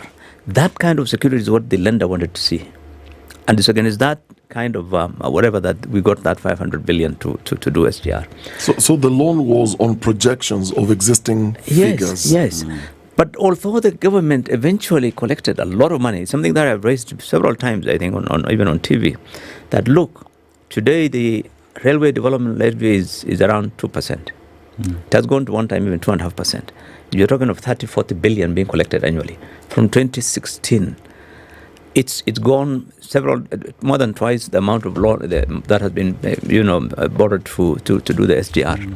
But you see, when the government finds an opportunity to get some revenue, it will not stop that, because they are looking for every way in which they can to raise revenue. So I find it to be similar that they have the railway, they will have the fuel levy, which is also provided for in law, and so if the lender finds it everyone knows that servicing or sustainability of this debt is going to be difficult.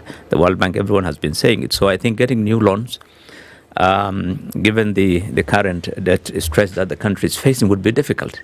So if you, however, are able to say, look, I'm borrowing against this inflow of revenue, specifically, I've got fuel levy, I'm going to generate this amount every year, every month. It becomes very easy for the government then to get the lender to give them the money. So is it reckless? All borrowing is reckless if it's not going to be used for development. Mm-hmm. All borrowing. And we've had the government pledge time and again that every shilling that they're going to borrow, they're going to use it for development. It hasn't happened. Development has the lowest amount of absorption that you've seen in government expenditures. We are spending, we don't use more than 300-400 billion in a year. So how can this continually happen in this manner? If what numbers are we looking at the moment? 11.5 trillion shillings. That's the amount that Kenya owes, and of course to different lending bodies, but that's cumulative. And we know that again, constitutionally, that you borrow for development, but the audit paper tell us that the absorption. Development absorption, like you said, is extremely low. So one has to ask the question, where do these funds go? Where have they gone? Can you see, would you not see, I keep saying that if 1 billion shillings were to be put into a particular sector in the economy today, you would see it, you would feel the effect. Yeah, but the money is going into consumption, and consumption of the running of government, operational expenses. But it's legal. You see it. I mean, look, it's simple. Your expenditure is 3.3 trillion, and you're collecting only 2.5. Out of that 2.5, you're spending 1.8 trillion to service loans and so forth. The balance is going to be going through salaries. Where are you going to get the money to run government? So essentially, you're borrowing from people to pay Paul. From all the days, you remember when we were arguing on where did the $2 billion Eurobond went, and they couldn't. It was anything that I think it's clear that the government of Kenya is living beyond its means. It's not something that started today. It's been there. We've been saying it, and no leader who has come to power in the last many years has been able to rationalize public expenditure. That's where the trouble is. So we get into a situation where every year we allow consistently over expenditure, a budget deficit, which basically means we're spending more than we are on revenue. And it was, at one time, it went into almost 9% annually of budget deficit. Lately, they've been trying to reduce it to 4.5, but still, it's as long as it is a cumulative budget deficit which causes all this borrowing. Because anytime you're spending more than you collect revenue, you have to. So, Bill, you talk of a situation where with the debt that the country finds itself in, and with advice from World Bank, the IMF saying it will be difficult for Kenya to get more debt. Now, paint a situation where now Kenya is unable to get debt, and we have to run government and services have to run. How would that look like? What does that mean if you're unable to get debt because of the situation you find ourselves in? You see, two things will happen. One, if World Bank and IMF wants to give you money under those current circumstances, they'll bring in more conditionalities. More conditionalities will mean things will become more tough. There's something like a wage freeze, no further employment in public service. This condition and that condition would make it very difficult for government to do some of the things that we want them to do. The second thing that would happen is that the government has to introduce austerity measures. It's something that this government and the previous ones have not been able to do in this country. We've talked about it so many times. Look at how the misplaced priorities, look at the wasteful expenditure, look at how large government lives. And we've said this is something that can be controlled. It happens in many other countries in Africa. People try to tighten their, and governments live very simply. And I've said here one time I went to Sudan and I found ministers who were driving in Toyota Corollas. Here, I see us going to work in the morning from his house to Treasury. That would be 3 vehicles. And all of them would be most probably V8s or something. And this is the normal life. Unnecessary. We spend 30 billion shillings annually on travel alone in public service. You have an office like this one now. This is a company. You have got boardrooms and everything, but you want to write a report on what happened in SpiceFM the last 1 week, the three of you. You will want to go and stay in a hotel in Naivasha or Mombasa for a week to write a report of what you did. It's the only way it can be done. I mean, so it's the way our public service is run and the way they do their activities, unless we change the work ethics and our work culture completely, really the way it is now is very difficult for any government to sustain the public expenditure and keep it within our means. I'm looking at this story and the ongoing 44.7 billion bond issued to fund the construction of Talanta Sports Stadium. You talked about priorities. You're looking at fast-tracking road construction and clearing pending bills. What are the factors that are driving us to further debt?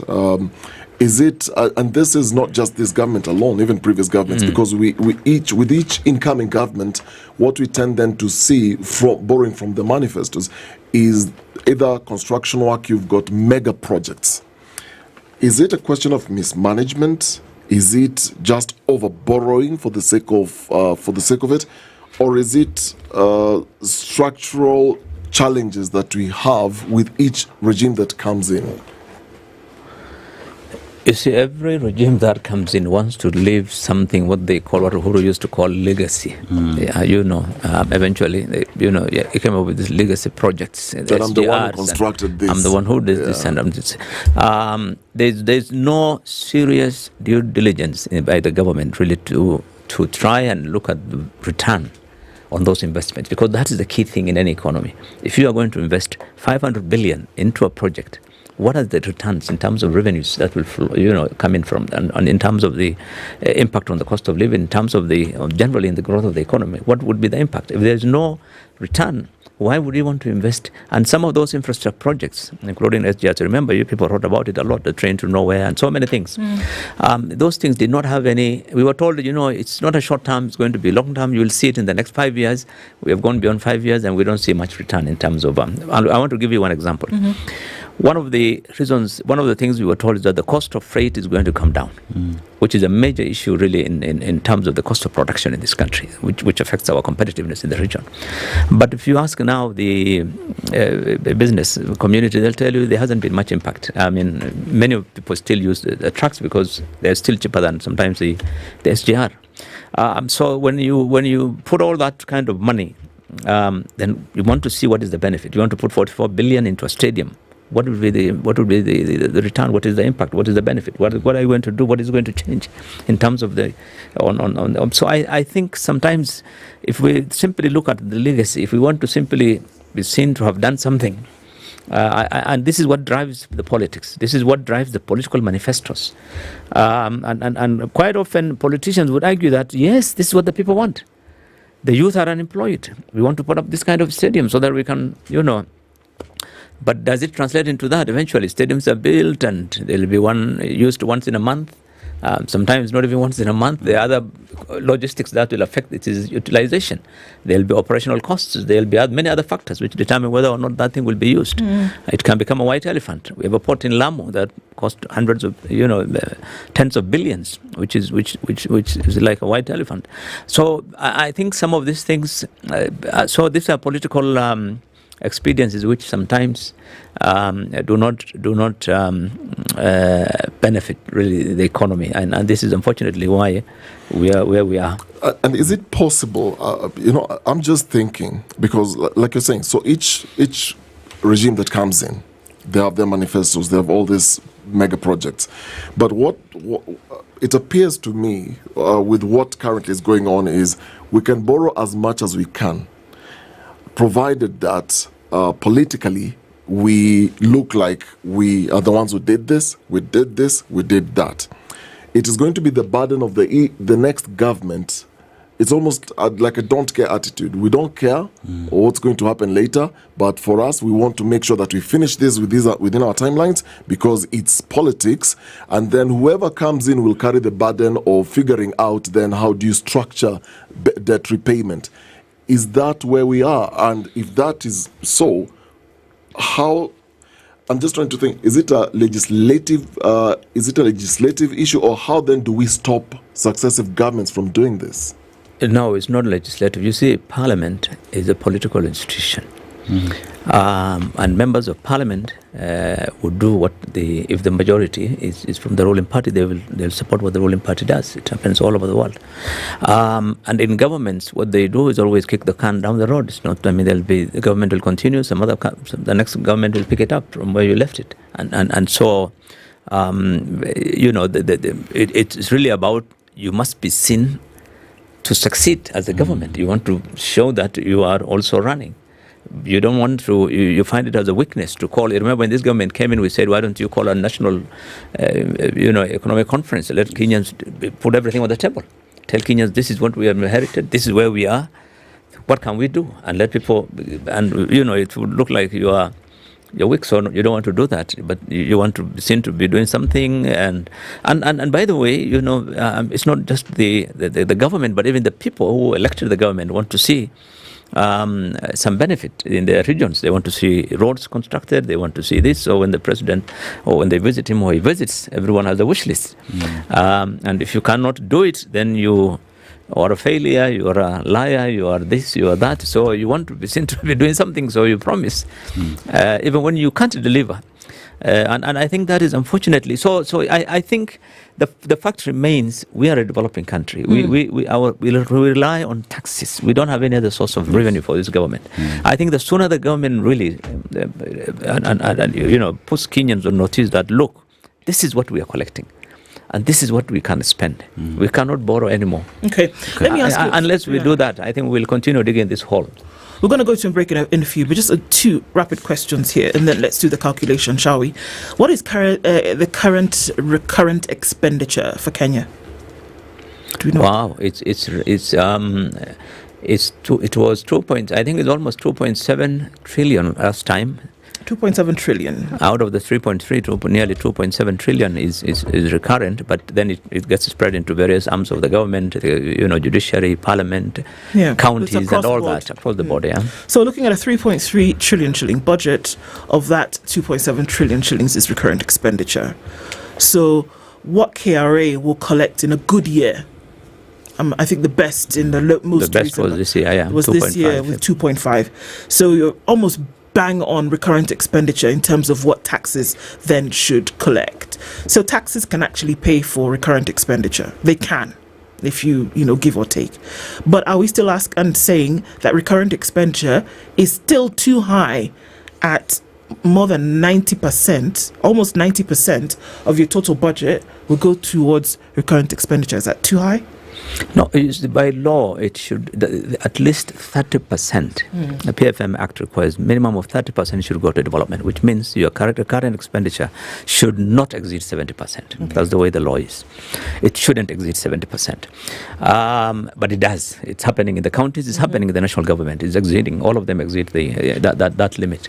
But I think before you say that, look, whatever we collect 2.5 trillion can cover recurrent expenditure if the government wants to be, at least squeeze in. But that is not the way it's looked at. The recurrent, there is a debt which is preferential.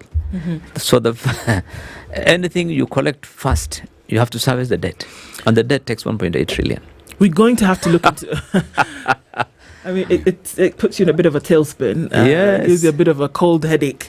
But we're going to have to then look into odious debt and ask the difficult question about, if we know that 11.5 trillion shillings over the last 10 years has not gone into development, which is what it is supposed to do when you borrow money. We know you borrow for development. That's what the law says. Or you make up a budget deficit in the short term, and I don't know if it was 90 days or something, that you can borrow to make up what you can't with a budget, but not beyond 90 days. If that has happened, then does Kenya really owe? And when I say Kenya, the people of Kenya, do they really owe this money for the future? We'll come back and look into that, because it's a serious one, and whether odious debt is a thing and whether Kenyans should be accepting of this. In the meantime, you want to borrow? You might want to think about the Loop app. So sometimes something comes to you and you want to ask yourself the question, okay, so there's a good deal. Dennis has come back from Garissa. He said, we can do this thing, guys. Get your own, is it fleet? It's not fleet. Camel, carriage, train, something. of camels. Of Anyway, camels. you Ahad of camels. that one. There's caravan. That's the word I was looking for. There it is. So if you're interested in something and somebody gives you a deal that you just cannot let go of, you want to go towards the Loop Quick Loan. So it makes sense. Really, sometimes you get a budget deficit and you're not able to make ends meet. Something happens. Life happens every now and then. So the Loop app allows you to do that. I want you to go to your Loop app. If you haven't downloaded it, go to your Apple App Store or your Google Play Store. Download the Loop app. It is orange, that icon. And then you will go to the Grow tab. You go to the Grow tab and you'll tap Quick Loan.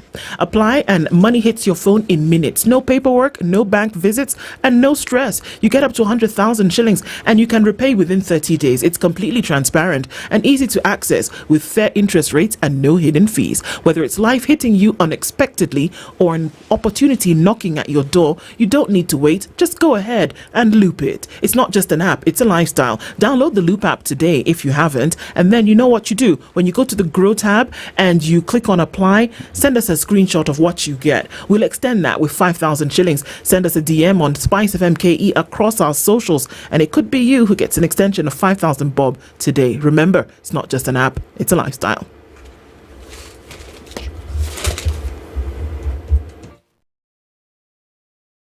This is the Situation Room, the only way to start your day.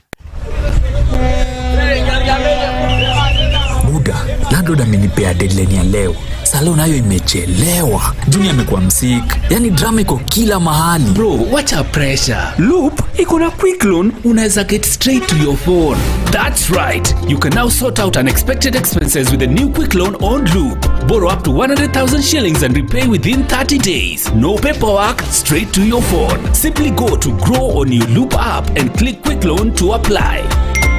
Na imeingia. Landlord pewa yako. Stress toka hapa. It's not just an app, it's a lifestyle. Why wait? Loop it. Download Loop today. Loop is regulated by the Central Bank of Kenya. This month on Star Times, love burns, romance gets hotter, secrets run deeper, and the drama never lets up. Loyalty is tested in a war for power on Gangs of Manila on Novella E. Gigi seeks vengeance at any cost in beautiful revenge. Witness the timeless love of Rama and Sita in Ramayan on Novella E+. Honor meets heartbreak in the Chinese drama Feud on ST Kung Fu. Two sisters, one destiny. Together, they are unstoppable in Divya Drishti on Rambo TV+. Renew your subscription for 2 months on your current bouquet and get a free upgrade to the next bouquet for 2 months. Dial *858# for self-service or call 0730-710077 for customer care. Star Times. Enjoy digital life. Mature, intelligent talk every morning. Spice up yourself.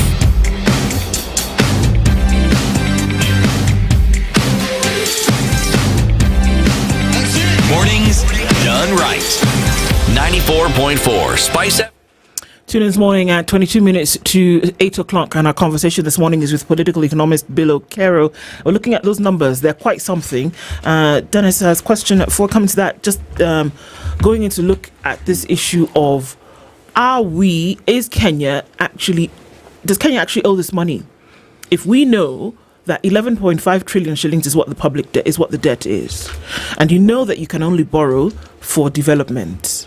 We've had this conversation severally, but then at the point whereby Treasury is saying that this money that they've borrowed or that they're intending to borrow in the next few months, that Kenyans in the future generations are going to pay for this money out of taxes.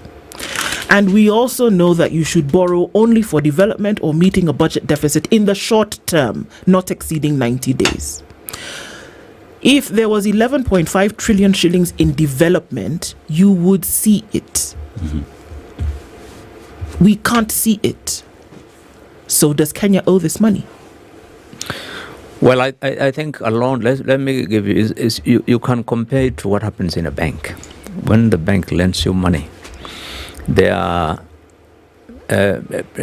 policies of the bank on how you can borrow, who is authorized to give the loan, what are your securities and so forth. So if the loan has been properly executed, within the requirements of the bank, then you're bound by that terms of that bank, whatever happens. The same thing with the government. If the loan has been properly executed by Treasury, which has got the powers under the PFM Act of the Constitution, and it has been, the same has been then submitted to Parliament, and Parliament has ratified it. In terms of the legality, it becomes very difficult to challenge that legality, because any national government loan, the ultimate authority that ratifies it for its legality is Parliament, and Parliament does that through the budget, approval of the budget in the estimates, because all of them are listed there, all the loans from which country for what amount, and everything gets approved. So, and that's what the Constitution requires, that any borrowing by the government should be approved by Parliament. And so in that case, it becomes difficult if you say that, no, since the money has not been used for the purpose for which it was borrowed, then we are not bound by it and we cannot pay it. No, that I think for a nation it would be difficult to solve. But what can be done? What can be done is that someone can be held responsible. Parliament. That's where our weakness. Our weakness in all this thing actually ultimately is Parliament, and Parliament is politics. But that is where the weakness is, because Parliament can say, sorry, you have borrowed this amount of money, yes, but you have not used it for development. You can't borrow it. We cancel that loan. We are not ratifying it. We are not approving it. We cannot just give you money for budget support and so forth. But Parliament is politics, and they will do what the executive wants, and that's what happens. In the other day, you saw that big, beautiful bill of Trump, which was creating huge debt, and so he managed to get it through because his members of his party were supporting him. Although they knew that this was going to create a huge budget deficit, already 3-point-something trillion US. But this is what politics is, and this, unfortunately, that's what happens also in our Parliament. You remember even under Uhuru, how many times we changed the limit, the debt ceiling. They kept changing this year, and then next year they kept increasing again. I kept saying, no, you guys. You can't keep and they kept increasing because the boss wants, the Parliament, the government wants it. So that unfortunately is what we are in, where, the political expediency of the day is what the government seems to be looking at, and not the burden. And if you look at our Constitution, it's very clear. The principles for taxation, one of them is that it should not burden the future generations. It's very clear in the Constitution. So to the extent that you're actually doing that, you're burdening the future society with all this debt, it's not right. It contravenes the principles or the spirit of the Constitution very clearly. Now, there have been talks around odious debt, and there have been calls that Kenya should not pay these and should just default altogether, because it is money that was borrowed and was not used for the intended purpose. Therefore, default, don't pay. Let's find a way of those responsible to pay this money. What would that do to the economy? Because it is a conversation that is out there. No, if you default on a sovereign loan, say a loan from China, a loan from IMF, World Bank, US, the consequences would be very severe for the country, because one, you will not be able to access any further loans anywhere else. I think that the message will go out that this country has defaulted on a loan, and the consequences will be very big, really, in terms of your entire, not just on loans, but I think even in your payment, global payment transactions can be impacted. It can also, affect your rating for investments and so forth, done normally by those those US companies like Fitch and so forth, and Moody. So it has significant impact on the economy.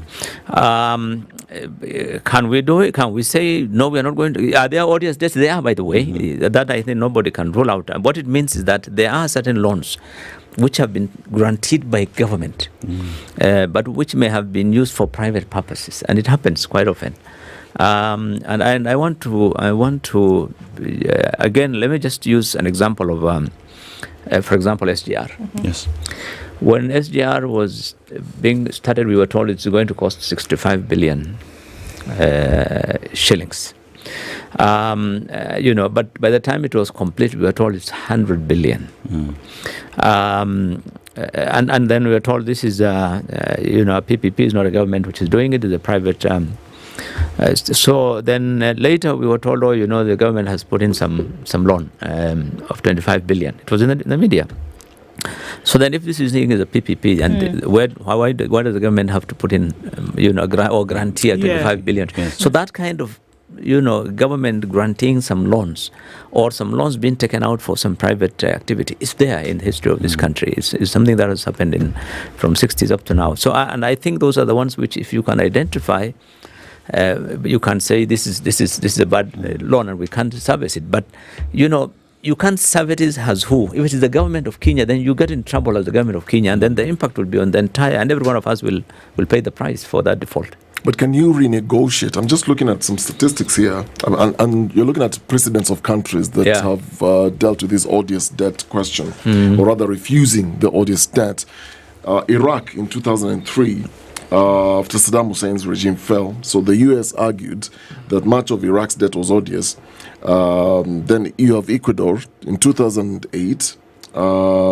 The president Rafael Correa refused to repay certain bonds after an audit declared that they were illegitimate. Argentina and Iceland, the other countries similarly that challenged or renegotiated.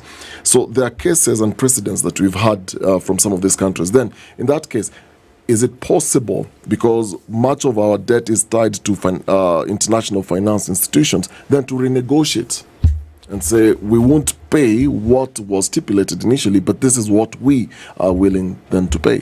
You see, we have tried this. By the way, let me just take you back in history. We have tried this during the Anglo leasing.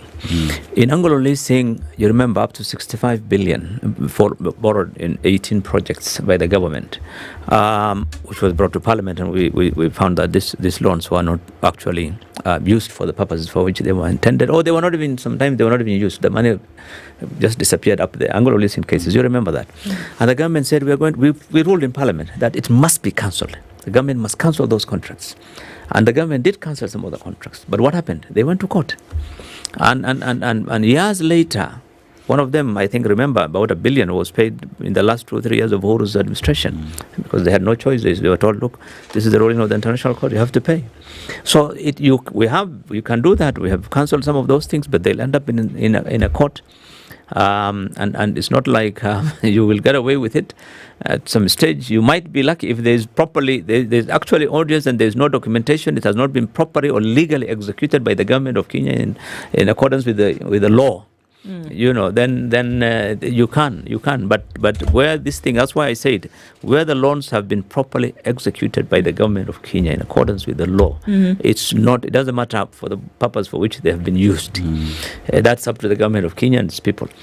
But you must pay it. I don't think you can escape it. But I'm just thinking, then it seems Kenyans are then held hostage if a government decides that they're going to use taxes as collateral.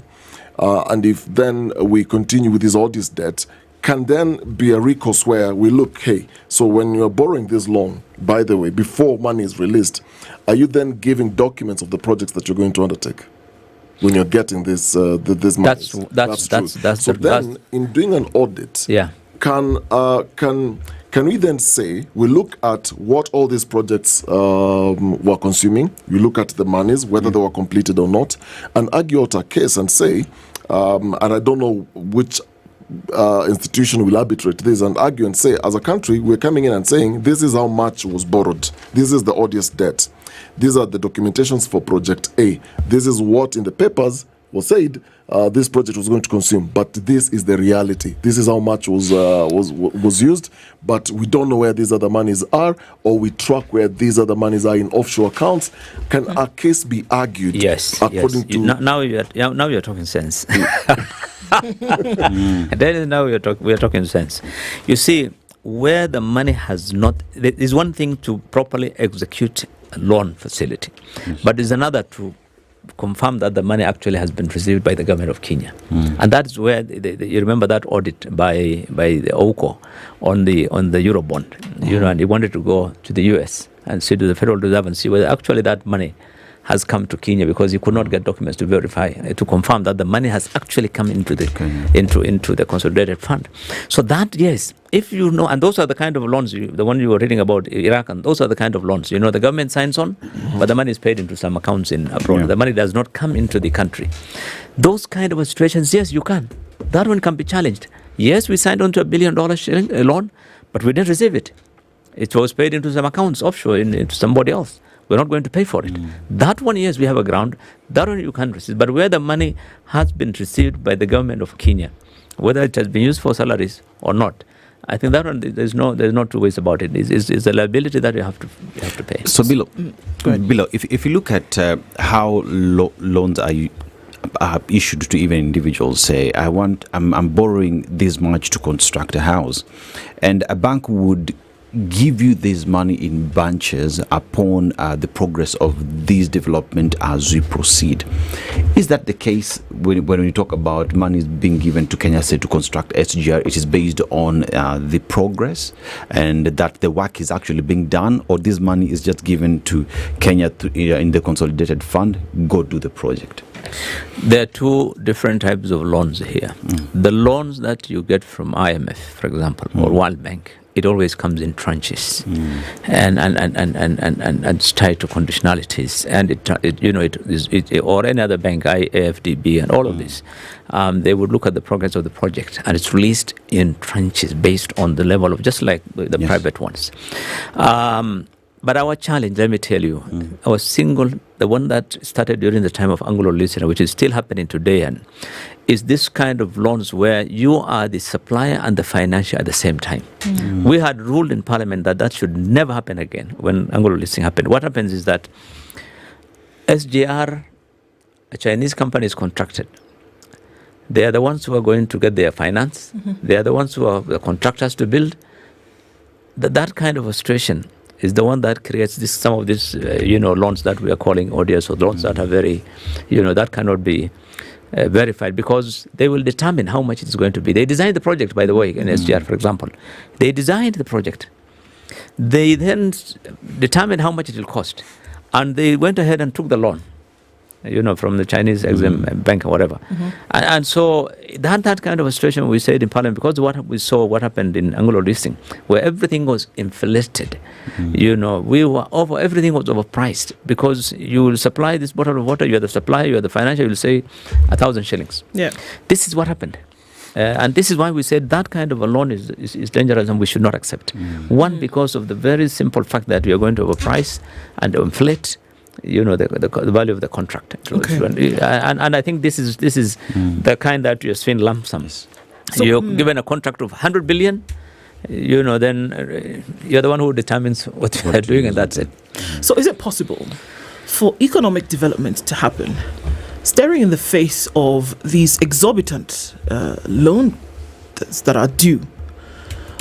Because in this middle section here, there is constant complaint about government programs that must be funded, whether you like it or not.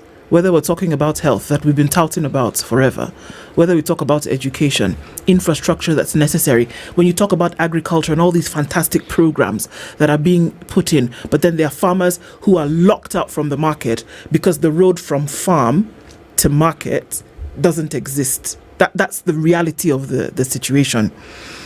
So is it possible to attain economic development in the face of these exorbitant loans, and with the knowledge that payment of them is being done at the expense of development? Is it no, is it possible? There's no country, and that has been repeated many times by even the lenders themselves, from Margaret Thatcher and all of the people who have been lending, that there's no country that has grown through aid or loans. No country has developed. You cannot develop through that.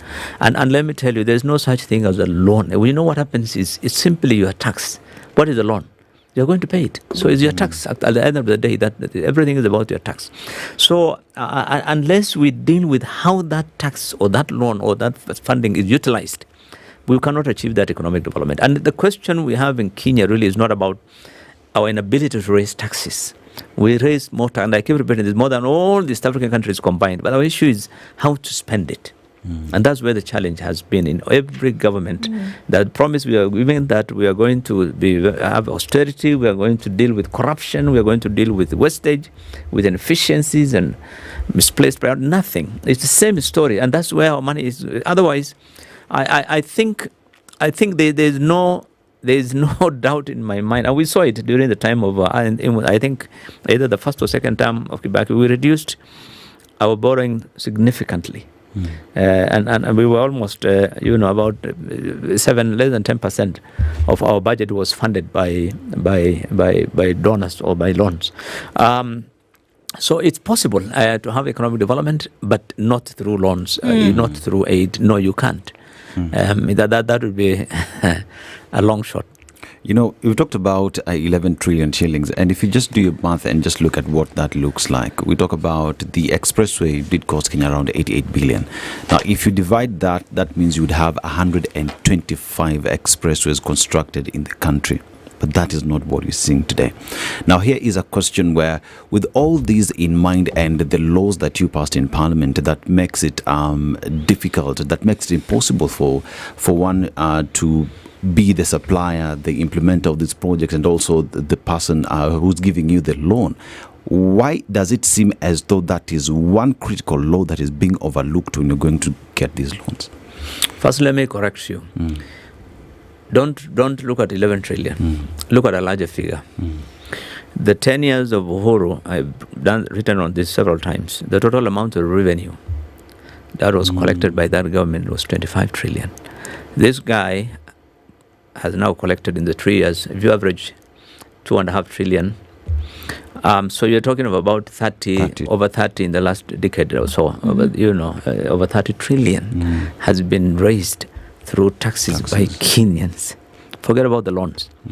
So that alone, if our government was spending the money, properly, you would see the impact, like you said. I mean, you will see so many of those SGRs and so forth. But we've just said that 80-90% of this money ends up in consumption in government. So we are not getting value for our money. That's the challenge we have in this country. That unless we have a government that says no, you cannot spend more than 60-70% of our money on and we must rationalize. But it's something that is a decision that needs to be made by all Kenyans. Let me be frank with you. The moment you say, okay, we're going to retrench 1 million people, reduce the budget deficit, no one will accept. The moment you say, okay, there'll be no, we cut down on this or cut down, there'll be so many other, let me tell you, even the media, by the way, let me just give you a simple example. When the president came in, Ruto came in 2023, and he said, we're going to reduce the expenditure by 300 billion. You remember? Yes. And one of these major medias, they said, that's going to impact on the economy, because it means if the government is not going to spend, it's going to impact on the economy. In other words, government is a major player in the economy. So if the government is not spending, so then it will also. So there are a lot of other things that we have to. That's why I'm saying some of these decisions, governments might take and they'll become very unpopular. But I think unless we look at the larger picture, we are paying a lot of money. The government is collecting a lot of revenue, but we are not really getting the benefit of it. That's the bottom line. Is Parliament our problem when it comes to borrowing? No, Parliament is Parliament, I've told you, the political parties support the executive. I mean, wherever they are, you can't do much. They will go by what they are executive. But it's possible for Parliament, if they really are concerned, they can tell the government, no, we can't do this. We're part of the executive, we're part of the same political party, but we can't do this. This is not good. And we saw it in the 2024 finance bill. They went ahead with the government, and later when Kenyans went to the streets, everyone said, sorry, we were wrong. So, I mean, they can say so. They can tell the government. And you remember when in the midnight, they were in State House and saying, okay, we have all agreed now, we're not going to approve that bill. So, I mean, they can, Parliament, they can tell the executive that, look, we're in the same party, but we can't do this. This is going to hurt. Our time's running out, Bilo. We've got about a minute to go. But then this question so we've looked at prescriptive ways in which this should actually be handled, in terms of what you must do to stop the bleed, in terms of what you must do to be able to turn things around. It's very clear. It's been done by nations before. It can happen. But what are we looking at if it doesn't? If it doesn't, what we are looking at is more loans. Every single trip the president goes, or some treasury official travels, they'll be signing on to something new. Because they'll go with a wish list. I have a road. I have this project and that project. And let me tell you, there's a lot of money out there for lending. So much money. Even inside here, for all these banks, international banks will lend. So they'll be borrowing more and more. That I have no doubt in my mind. Yes, if nothing is done, the loan, in 2 years, it's 2 trillion. The remaining couple of years, again, probably another 1 or 2 trillion minimum. So the loans will keep going up. And you will continue paying for it. And the generations that will come. I don't think there's any two ways about it. They will continue borrowing. I don't see any appetite for reduction of expenditures or for dealing with the elephant in the room, corruption and wastage and inefficiency. No one seems to be ready to deal with that. It's a grim picture you paint, but somebody's got to apply the right brush strokes, that's for sure. Bill Okari, political economist, thank you for being here this morning and for opening up this conversation. Necessary for us to have, for people to be in the know in terms of how deep in the water. And let's see in the next couple of days. Thank you for being here this morning. I appreciate that much. Continue with the conversation. It's 8 a.m.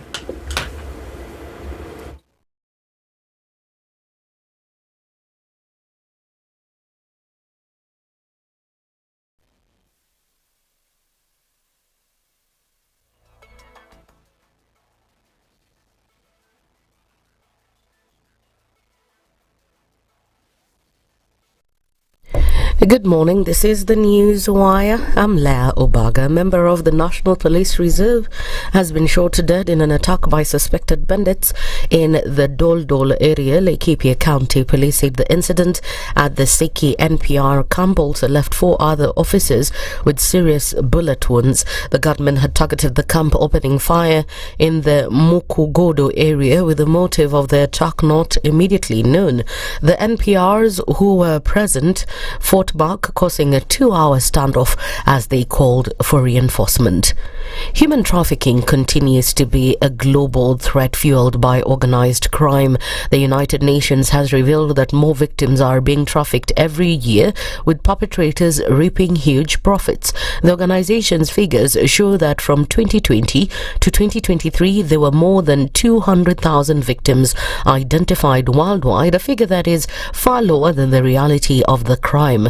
The report further states that human trafficking is carried out for the purpose of prostitution, sexual abuse, forced labor, slavery, or even for some victims to have their genitals removed. A High Court in Nairobi has dismissed an application by Naivasha MP Jane Kihara that sought to quash criminal charges filed against her by the Director of Public Prosecutions. The court ruled that the DPP acted within the law in instituting the charges, paving the way for the MP to face trial. She is scheduled to take a plea to charges of alleged inciting remarks made during a rally next week on Tuesday. Several lawmakers allied to former Deputy President Rigathi Gachagua accompanied her to court.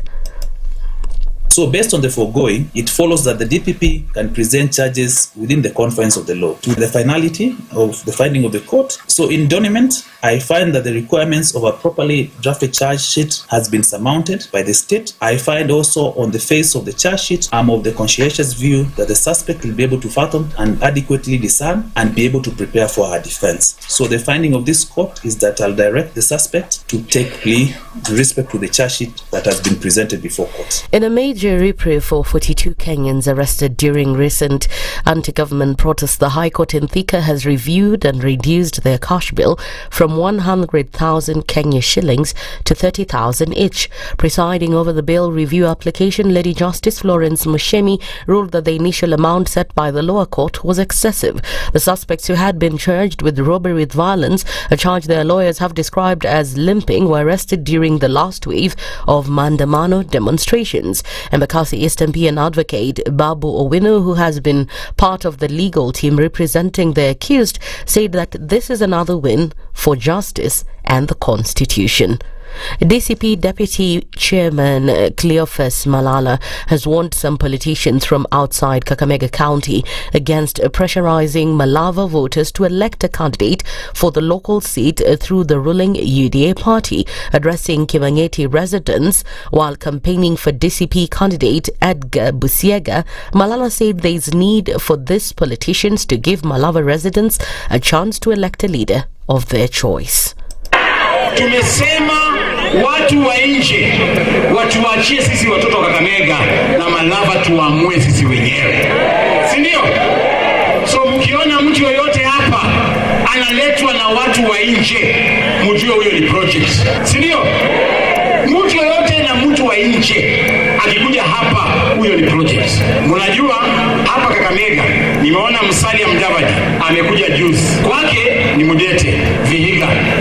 And finally, in the international scene, the UK will recognize a Palestinian state in September unless Israel takes substantive steps to end the appalling situation in Gaza. PM Keir Starmer said Israel must also meet other conditions, including agreeing to a ceasefire, committing to a long-term sustainable peace that delivers a two-state solution, and allowing the United Nations to restart the supply of aid, or the UK would take the step at September's UN General Assembly. Israeli Prime Minister Benjamin Netanyahu said the move rewards Hamas's monstrous terrorism. The UK government has previously said recognition should come at a point when it can have maximum impact as part of a peace process. That's the News Wire. I'm Leah Ubaga.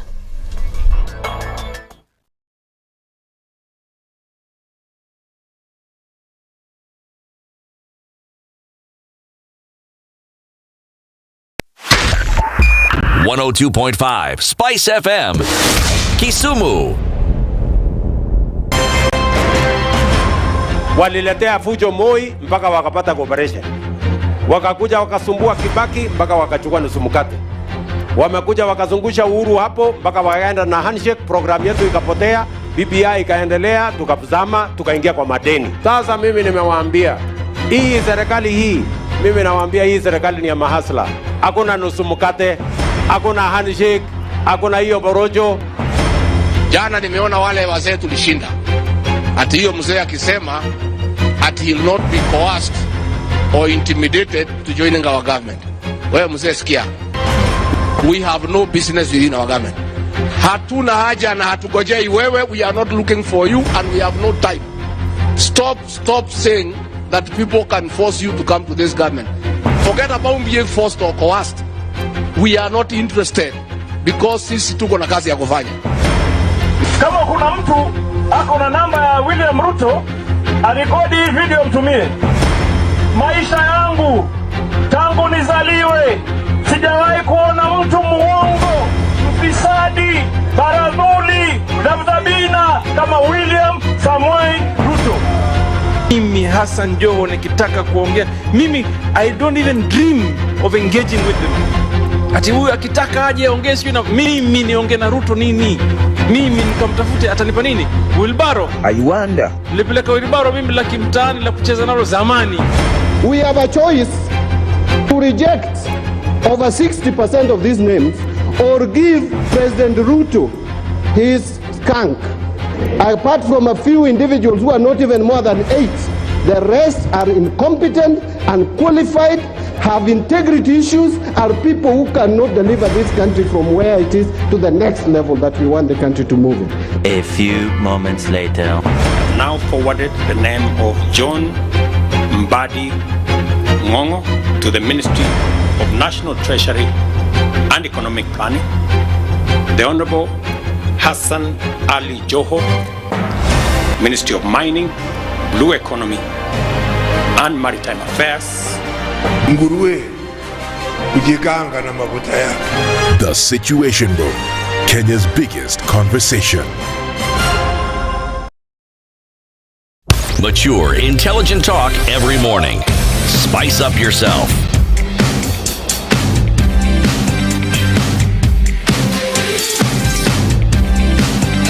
Mornings done right.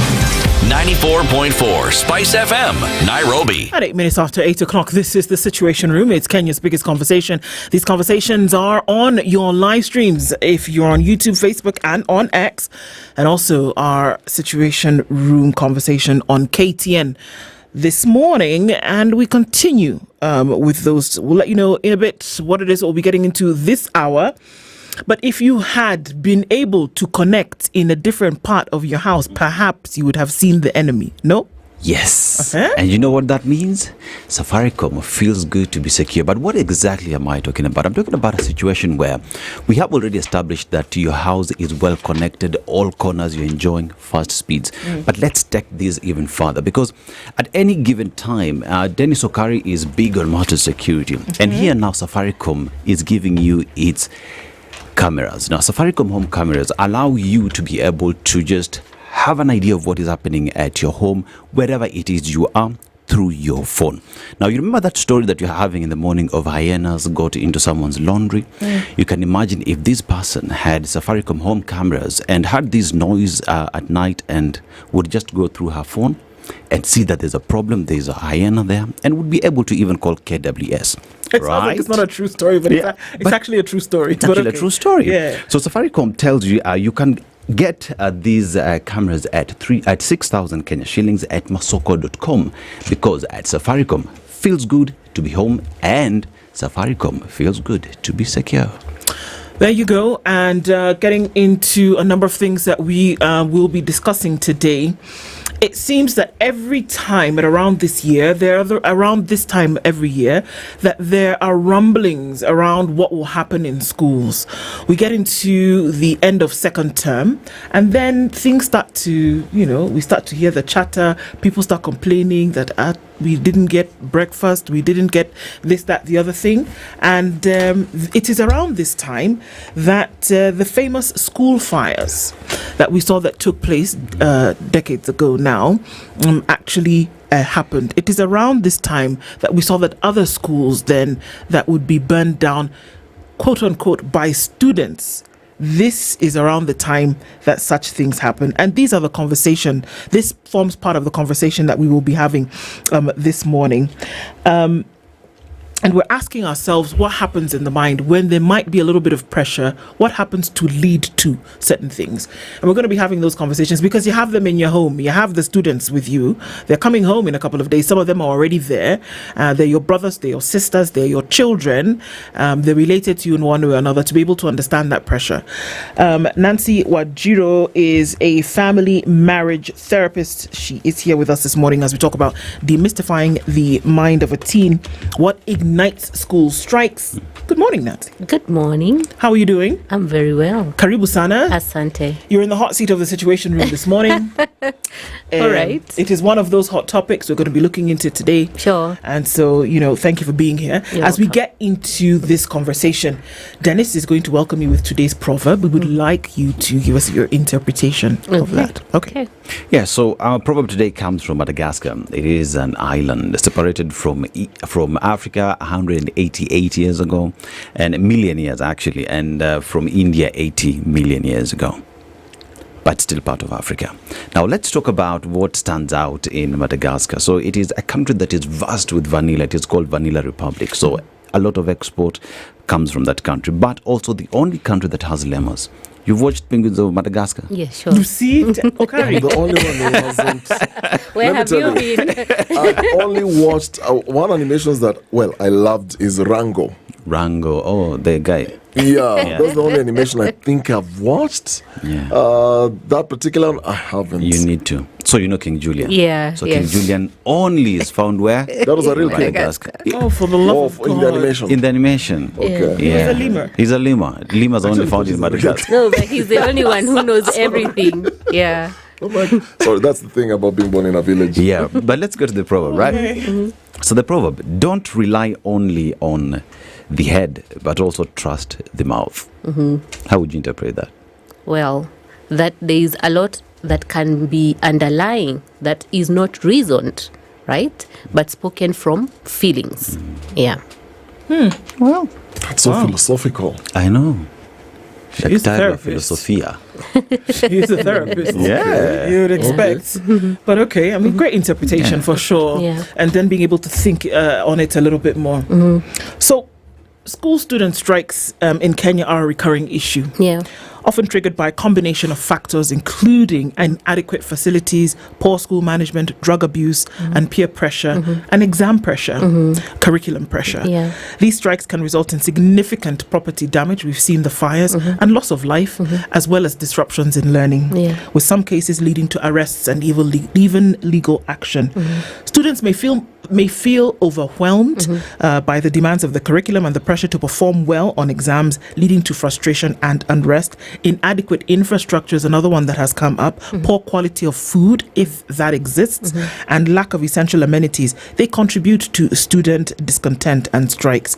The availability of drugs in and around schools, coupled with a lack of effective guidance and counseling services, can lead to student unrest and strikes. Lack of open communication between students and teachers and school administration also can create misunderstandings and fuel tensions, potentially leading to strikes. They have been recurrent, and already we're starting to hear the chatter and the rumblings of, we are unsatisfied here, and it's coming from across the country. We want to get an insight into this.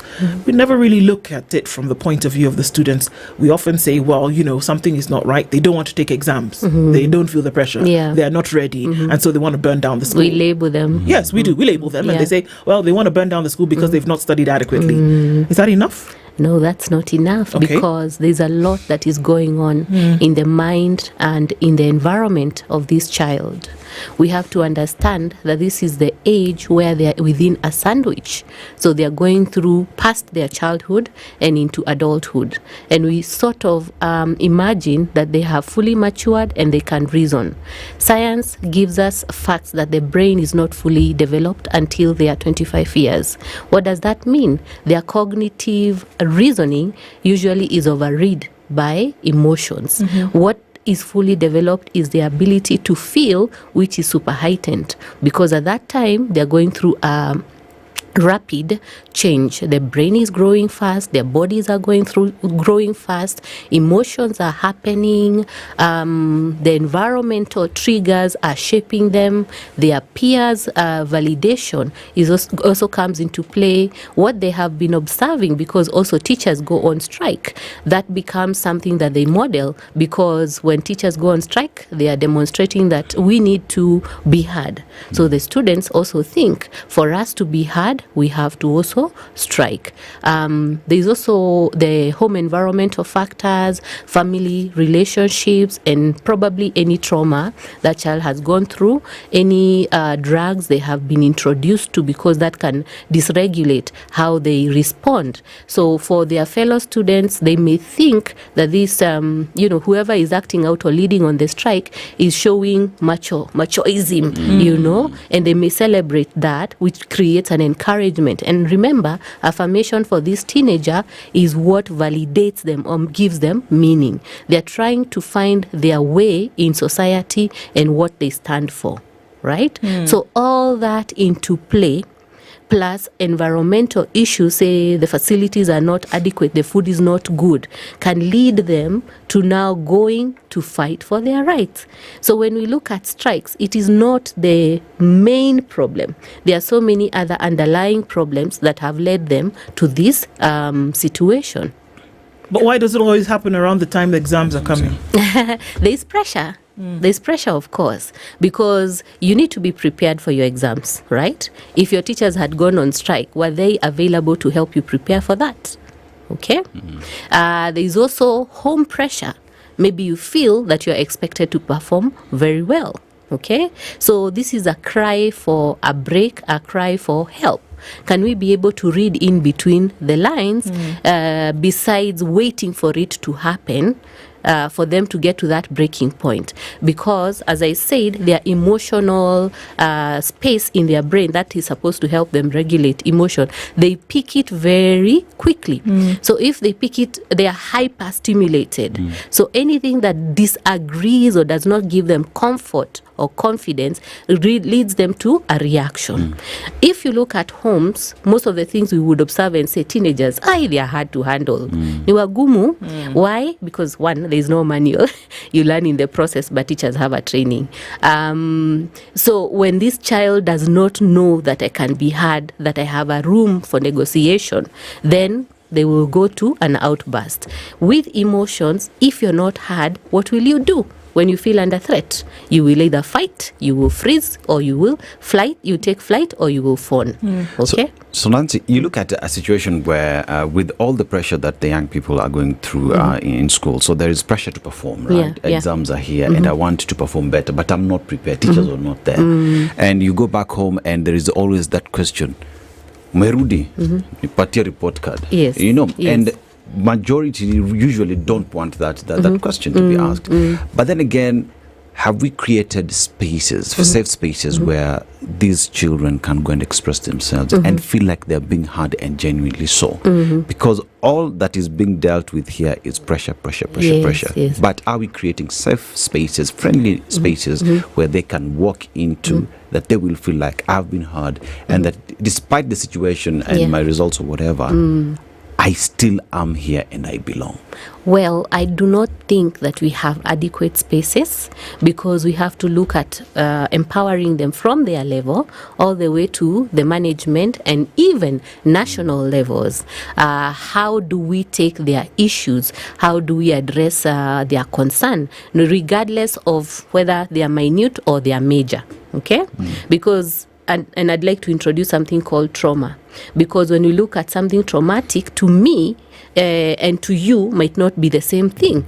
It's based on my skills, on my exposure, on how I have been modeled. So schools need to model by giving maybe empowerment through peers, by also creating safe rooms where these students, when they feel overwhelmed, they can go to and take a break and not be judged for that, by educating the teachers to handle children who seem to be emotionally distressed, by introducing psychologists to come and offer support, by also inviting previous alumni who have been in that school to talk about their experiences, what the strikes costed, and also what it means to have some level of emotional intelligence and how to regulate those emotional intelligence.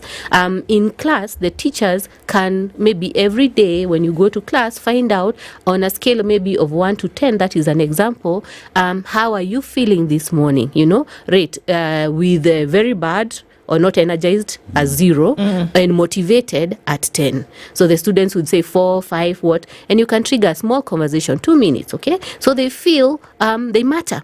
So even their attention to the subject is going to be paid attention to. So there is a lot that can be done to create environments where these students are enabled to reason, even use that the wholly developed part of the brain to function well, as opposed to only using it to respond to threat. I'm looking at you say you've talked about schools need then to model this, and I want to borrow a classic example. I've just remembered a conversation I had with a friend who came to visit me at my house, and he came with these 2 boys. And I noticed after an hour or two something interesting with these 2 boys. So one of the boys was at the corner after eating, didn't move, was not talking, no conversations whatsoever, just quiet, listening to the adults in the room and watching TV like the rest of us. The other boy was very playful, would come, Daddy, tell me the button I need to press, this remote, I want to change, I want to watch cartoon. Then he'll go, then he'll come back, Daddy, can I have this? The father will say, no, you can't. Then the boy will go, come back again, but why can't I have it? So I asked the father, why these 2 boys, not only 1 year, why are these 2 boys so different? The father laughed and said it's an experiment that he was trying. One of the sons goes to an international school, the other son is in a public school. And he said the education system in this country models a child to be quiet, looks isolated, in a corner, you don't question. If you're told, put your plate down, you put your plate down. This other one has gone to school where they're taught how to express themselves, to ask questions. So I look at those 2 as the perfect model to then go back to our, can we call it our fractured education system that has modeled these young kids to become teenagers, where the system itself has actually failed them from the onset without the parental guidance, without any of these things. But the system itself, which is so performance oriented, has already failed to model them to be expressive, the way you're saying. Yeah, there's a lot of that we can say, because we have data that suggests more strikes will happen in the public schools than in private schools. So when you look at that data, it already is indicative of challenges here and there. And even if you meet, let's talk of adult life, when you meet somewhere and you say, I went to a private school, and this one says, I went to a public school, there's a difference in the way we operate. Okay, and the way we express ourselves. So private schools have more of involvement of the children than the public school. Okay, public school are emphasizing cognitive reasoning performance, but remember that child is not fully developed, so they cannot fully reason. There are few outliers that we call intelligent, but intelligent varies. You can be IQ intelligent, EQ intelligent, and SQ intelligent, but we focus more on the IQ intelligent. So the child who is not forthcoming, who is not expressive, who is reserved, does not get as much attention as the one who is easy to express themselves. But in the making of the child, the first few years in their home models how they communicate and how they interact with the world. Okay? So if you give this child enough room to express themselves, even when they go to school, they know that they matter and they can be able to work and communicate. So it's interesting that you say this man, the gentleman who came with the child, so where was the mother? You understand?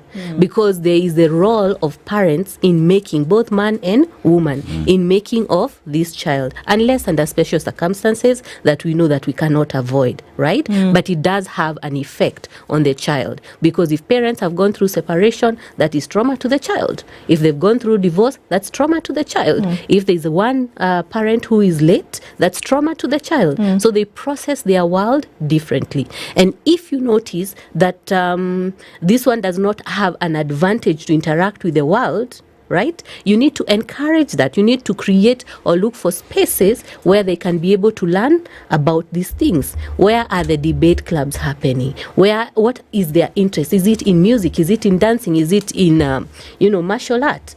Create those opportunities for them so that they can feel, I can win, I belong here, I matter here, and this one I am celebrated, as opposed to being left to your own reasoning. Right. Do we put a lot of pressure on society to deliver? And I know that it's not excuse, and neither, because can you really give what you don't have?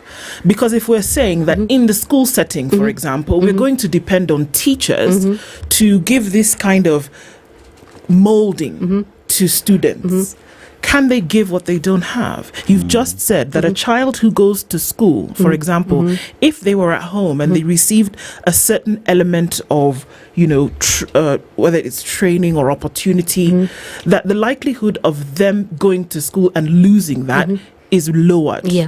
Vis-a-vis a child who never, who was like the example Dennis gave, who's in the corner, who's,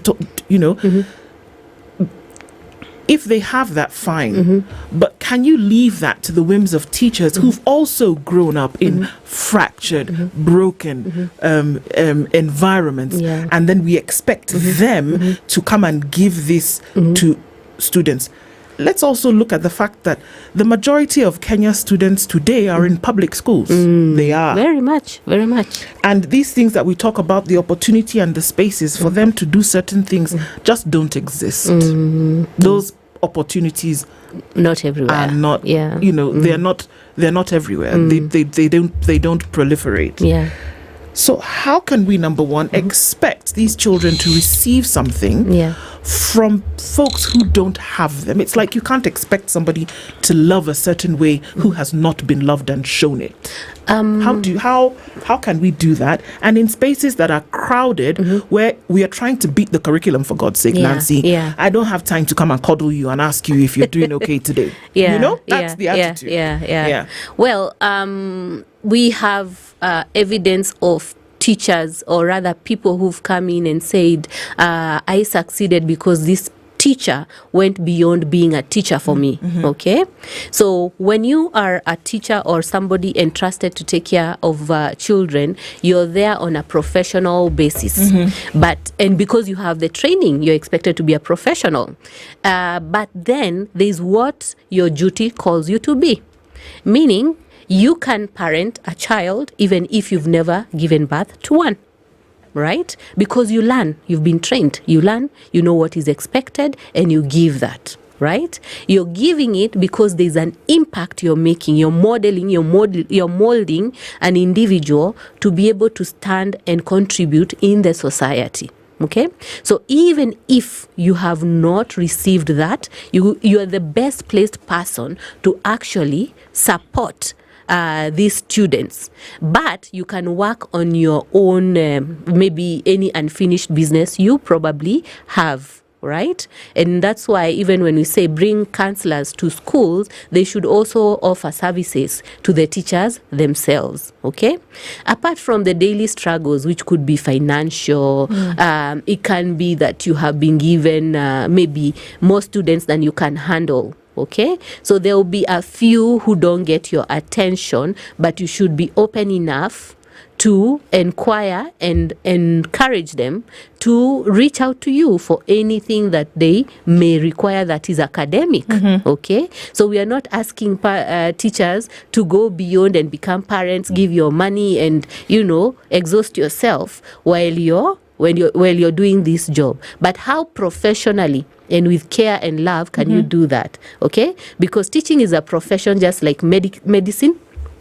And you don't expect that if you go to hospital, the doctor will mishandle you because they are tired. You do not expect. The same thing, we don't expect teachers to mishandle students because they are overwhelmed. But what are the facilities that are supporting these teachers? Okay? What are the avenues for fighting for their rights so that they can model the right thing to these students? Okay? When we have striking teachers, we have defiant students because they will feel neglected. When the teachers left, we were neglected. So the only avenue for me to be heard is to also react. Okay, so that's my view.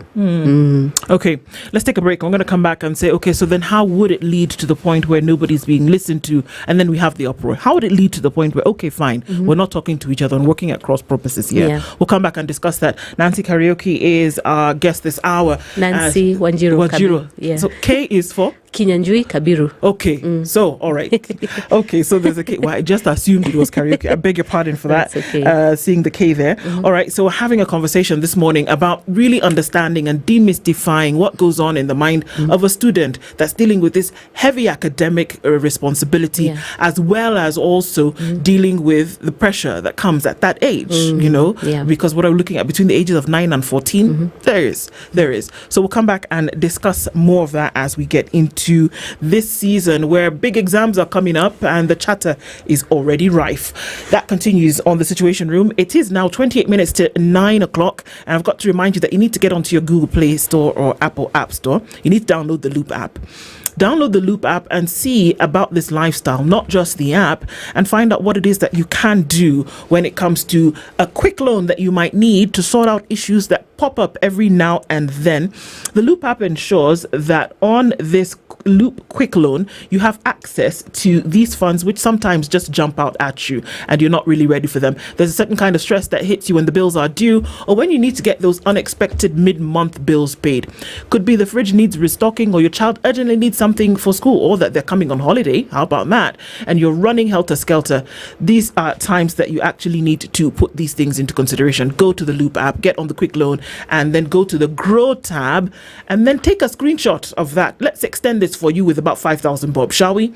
Take a screenshot of that application, send it to us, SpiceFM KE, across our socials, in the DM of course, and let's let you have an opportunity to get 5,000 extra shillings. Talk to us, we'll do it this morning. Loop is not just an app, it's a lifestyle.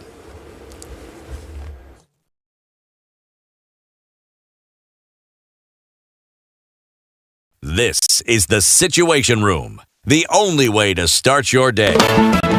This month on Star Times, love burns, romance gets hotter, secrets run deeper, and the drama never lets up. Loyalty is tested in a war for power on Gangs of Manila on Novella E. Gigi seeks vengeance at any cost in beautiful revenge. Witness the timeless love of Rama and Sita in Ramayan on Novella E+. Honor meets heartbreak in the Chinese drama Feud on ST Kung Fu. Two sisters, one destiny. Together, they are unstoppable in Divya Drishti on Rambo TV+. Renew your subscription for 2 months on your current bouquet and get a free upgrade to the next bouquet for 2 months. Dial *858# for self-service or call 0730-710077 for customer care. Star Times. Enjoy digital life. Buda, landlord amenipea deadline ya leo. Salon nayo imechelewa. Junior amekuwa msik. Yani drama iko kila mahali. Bro, wacha pressure. Loop iko na quick loan, unaweza get straight to your phone. That's right. You can now sort out unexpected expenses with a new quick loan on Loop. Borrow up to 100,000 shillings and repay within 30 days. No paperwork, straight to your phone. Simply go to Grow on your Loop app and click quick loan to apply. Na imeingia. Landlord pewa yako. Stress toka hapa. It's not just an app, it's a lifestyle. Why wait? Loop it. Download Loop today. Loop is regulated by the Central Bank of Kenya. Mature, intelligent talk every morning. Spice up yourself.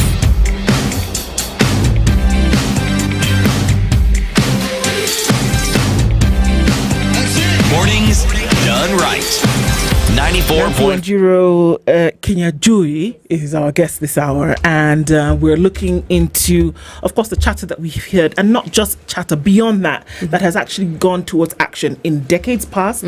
I remember, reading the news of I can't ever pronounce the name properly, the Kilanguni fires that took place. Changuli fires that took place in high school, and it was that at that time the boys were feeling frustrated. It would be exams were coming again, they were not getting adequate food, burned down school. It was horrific because students lost their lives, and then somebody had to pay for that. And then we saw this spate. It happened year after year after year, and we started to have these conversations that, okay, so what exactly is going on? Can we trace a lot of this back to what happens at home, or are we saying that when we get into the school setting, with the socialization that happens at that age, there's still quite a lot of it that's happening at that age, even though they tell us that between 3 and 6 a child has been formed. What they're going to do for life essentially between those 3 years has been established.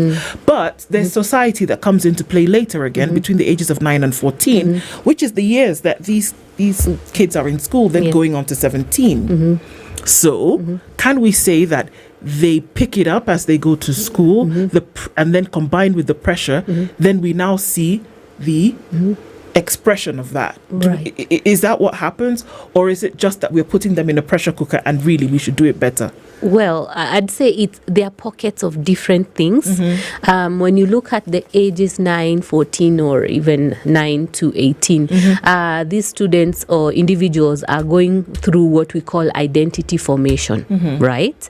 So even if you're formed from whom you've been given the basics, how do you express that basics in a social environment? Okay, so there's a play of that. There's also some students who are defiant because that's the only way of expressing what they feel is suppressed or is being suppressed. So these children do not have assertiveness skills.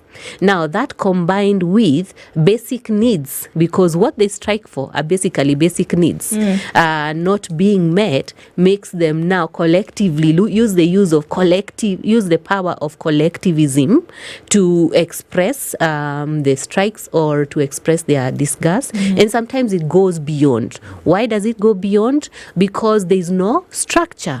We've even seen that with the Gen Z strikes. There is an idea, there is what they are fighting for, but eventually it goes out of hand because there's no structure. So because there's no modeled structure or a plan of how we get through with this and what we cannot, the extent of what we cannot do, then we have some who now create the chaos that we get seeing. Okay, there could also be triggers, like maybe during the strike, maybe a teacher says something and then they use that to really blow it out of proportion, because and I keep saying this again, remember their emotions are heightened. You, even here in studio, what is heightened, the positive feelings or the negative feelings? What would you pick quicker? Then it would be the negative. Exactly. So they are looking out for that which is negative.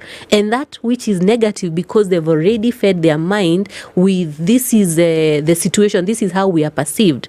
Anything that affirms that, continue to build the fire. And now we have the spiral effect. Yeah. Now, let's assume these cases, or you're looking at a child in a home. Let's now assume that it's gone too far. Yeah. So the parent is now wondering, okay, so maybe I didn't properly raise this child well. Maybe I never gave them the much needed attention. What are the telltale signs of stress, of dissatisfaction, or rebellion for teenagers before things escalate now to school? Right. What are the signs? What can parents or guardians look out for? Right. That's a very good question. And what I'd like to emphasize here is that maybe as a parent, invest a bit more time to even get to know who are the friends of your child. Right? The peers will tell you a lot. They say birds of a feather flock together. So you can be able to tell my child behaves in this manner because the group they are in also behaves in this manner, and I have noticed a few habits here and there. What are they engaging in on social media? Because yes, media plays a big role in shaping and influencing the perception of the world. What are they engaging in? It's never too late to create time to engage with a child. Okay, we grow bonds by feeling that you're seen and you're heard. Okay, so if you can be able to devote some time, and I tell parents, when you come home from work, your children only require a maximum of 30 to 45 minutes. Full undivided attention from parents, from you as a parent. So when you come into the house, put your bags down, go freshen up, then come sit with them, find out how was your day, right? Maybe your routine is then at that time we will be having dinner and we can be talking. Nobody has their phones, so I want to hear all of you. You're noticing because you can tell who is your quiet child, who is the more expressive child, who is being suppressed by any other. To answer you, the other sign of a distressed child will isolate. Okay, so even an introverted child, when they isolate, you notice there's a shift in their behavior. Okay, so they've isolated, they're not expressing themselves, they're not talking, they're seeming aggressive, they're seeming angry. They may self-harm. Right? You might notice cuts and bruises here and there, or unexplained injuries. Okay? So they might even complain, oh, I hurt my head today. Tomorrow they come and say, my elbow got scratched. Then the next day they tell you, my chest has, so unexplained injuries that this child is going through. Then you might notice when we say avoidance or isolation, there can be also avoidance. That maybe when you come home, this child retracts.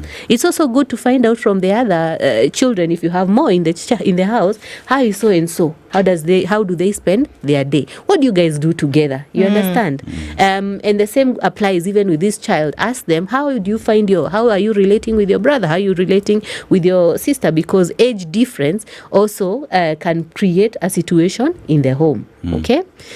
So you've seen self-harming, you've seen isolation, you've seen them avoiding, you've seen how they are relating with their peers. Okay? And then you've seen how they are communicating. Is it positive or is it aggressive? Because if a child is fully aggressive towards you, it tells you that there's a lot that they are processing. Okay?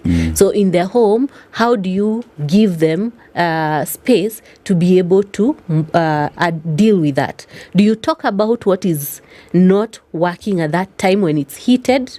Or do you tell them, can we talk about this in 10 minutes? Take some time to decompress. So paying attention to them is not you're on the couch watching your thing and I'm on my phone. No. It's because one would say, well, see, we were together. Yeah. It's more. It's not just attention. It's like engaging. Engage them, and they will also give you feedback. They'll like now they're coming on holiday. Yeah. They're coming on holiday in a couple of days. They'll tell you. Yeah, they'll tell you. On. I'm here, mom, but you're always on the phone. You understand? So it's not like we're spending time together. Or daddy is always busy. He never has time for us. So you'll hear some of these things. So it's upon you. The honors are on you, the parent. These are your children. You have no choice. You have to raise them, and you have to raise them well to be people who can be able to stand and contribute in the society. So what are you doing to invest in them so that it can go beyond you as a person? Okay? So, Nancy, you look at a situation where, as a parent, fine, you've invested in, you're with your child, but then again, assuming they're in high school, they've gone to a boarding school. Yeah. And here's a situation where once they're in school now, there is the aspect of peer pressure that you as a parent at home cannot control. Exactly. You depend on a teacher. But then again, you also find that this is a teacher who's gone through various generations of individuals and does not know perhaps now to deal with Gen Z today, because perhaps how they dealt with millennials is different with how they need to deal with the Gen Zs. Now there's Gen Alpha as well that is coming. So then how important is it for the teachers and even parents? You'd find a parent has an Alpha and a Gen Z and a millennial as well. Yeah. So how does one then update the software pretty much on how to deal with these children? Because if you don't update the software, it's really difficult to deal with the hardware. Yeah, I hear you. For parents, it's not possible to apply the same software to all the children you have in the house, because even if you ask them, and even you, maybe me and everyone here in studio, how did you experience your parent versus your siblings? They will give you two different accounts. Right? So it's the honors are on the parent to understand this is how I relate with this child, and I show uniformity to everybody, but the needs of this child are unique. So what are the differences we are seeing with Gen Zs, Gen Alphas, and the millennials? You understand? So the millennial homestead was very controlled. And so they were not given chances to express themselves within the home. With peers, yes, they got that. But with the Gen Z, we have socialized them also quite a lot from a young age. So they are not denied the connection. So what they know is that we talk, we express ourselves, we say what we are not satisfied about. Then when we look at technologically, they are born into it. They are not coming into it. They are born into it. It's a part of their everyday. So the honors are on you, parents and teachers, to put in the right measures that allow them to explore their world, but also limit them to what they're exposed to, right? Then the Gen Alphas are also learning, because those ones are young. They are observing what is the Gen Z doing, what is the millennial doing. So what am I supposed to be? Remember, every generation is a super generation, super breed. Yeah. So you give birth or you bring up a super breed, which is more empowered, which is more knowledgeable. So you need to empower yourself with knowledge on how do I handle this.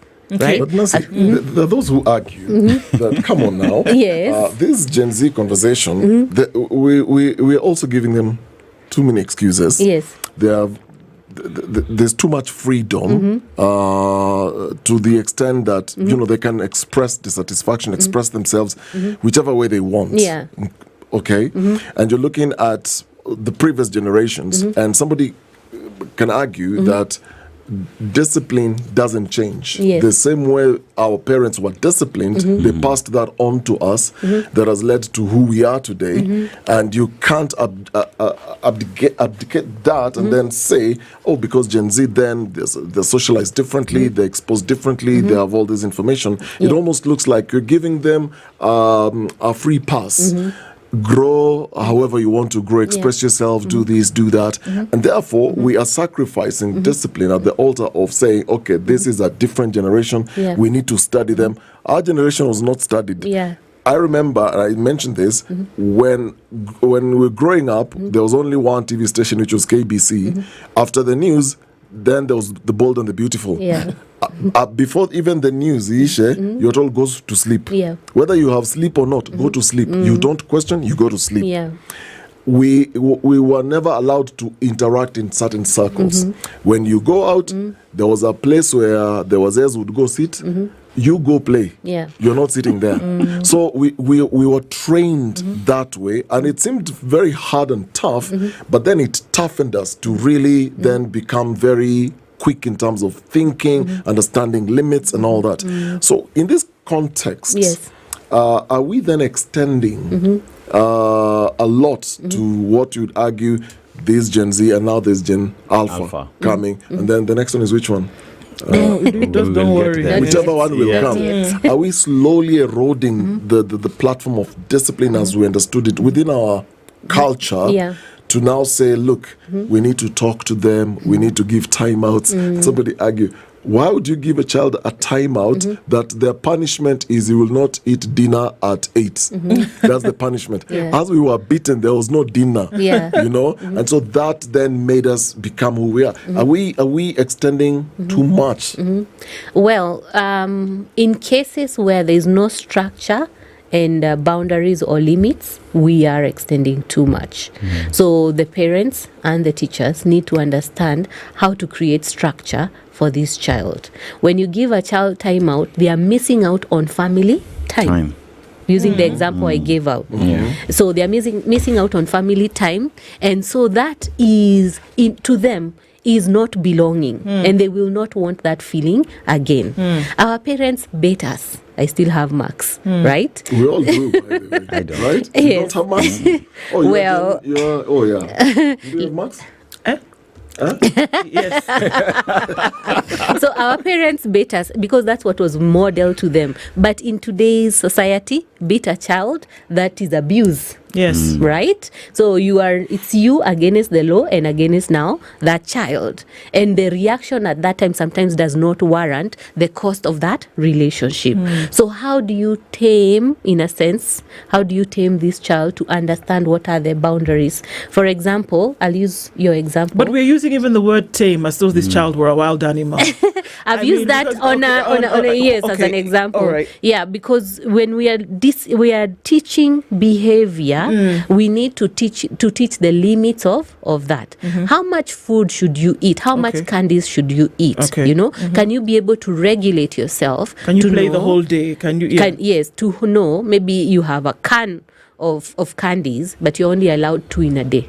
So you won't sneak and take more. You know, those are the small things we start with, right? When your mom or your dad has a visitor and they're talking, you need to allow us to have a conversation, play with your siblings, right? Call me if you need attention, but don't always come and badger and push the boundaries, push the limits. When we don't teach them the limits and the boundaries, and when there's no structure, then it goes out of hand. Okay. Yeah. The issue of then children, again, like we say, the majority of students who go to high school in Kenya go to public high schools, and those high schools are boarding schools. Yes. Right? Circling back to this conversation.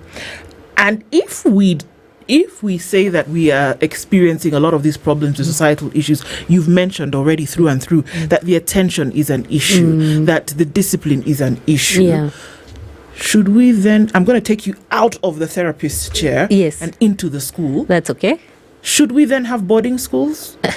Should we then not bring children home? It doesn't matter what level of social strata you sit on, right? Whether it is the 1-bedroom house or the 10-bedroom mansion. Should we not then have our children at home? Should boarding in schools then be banned? Right.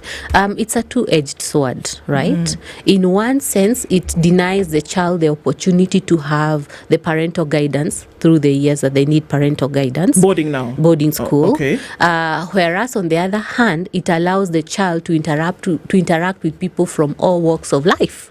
You understand? And be able to grow their skills, interpersonal skills, and be able to establish how they can structure their learning and themselves, and see how do I stand out, where do I excel in, how do I relate with so and so.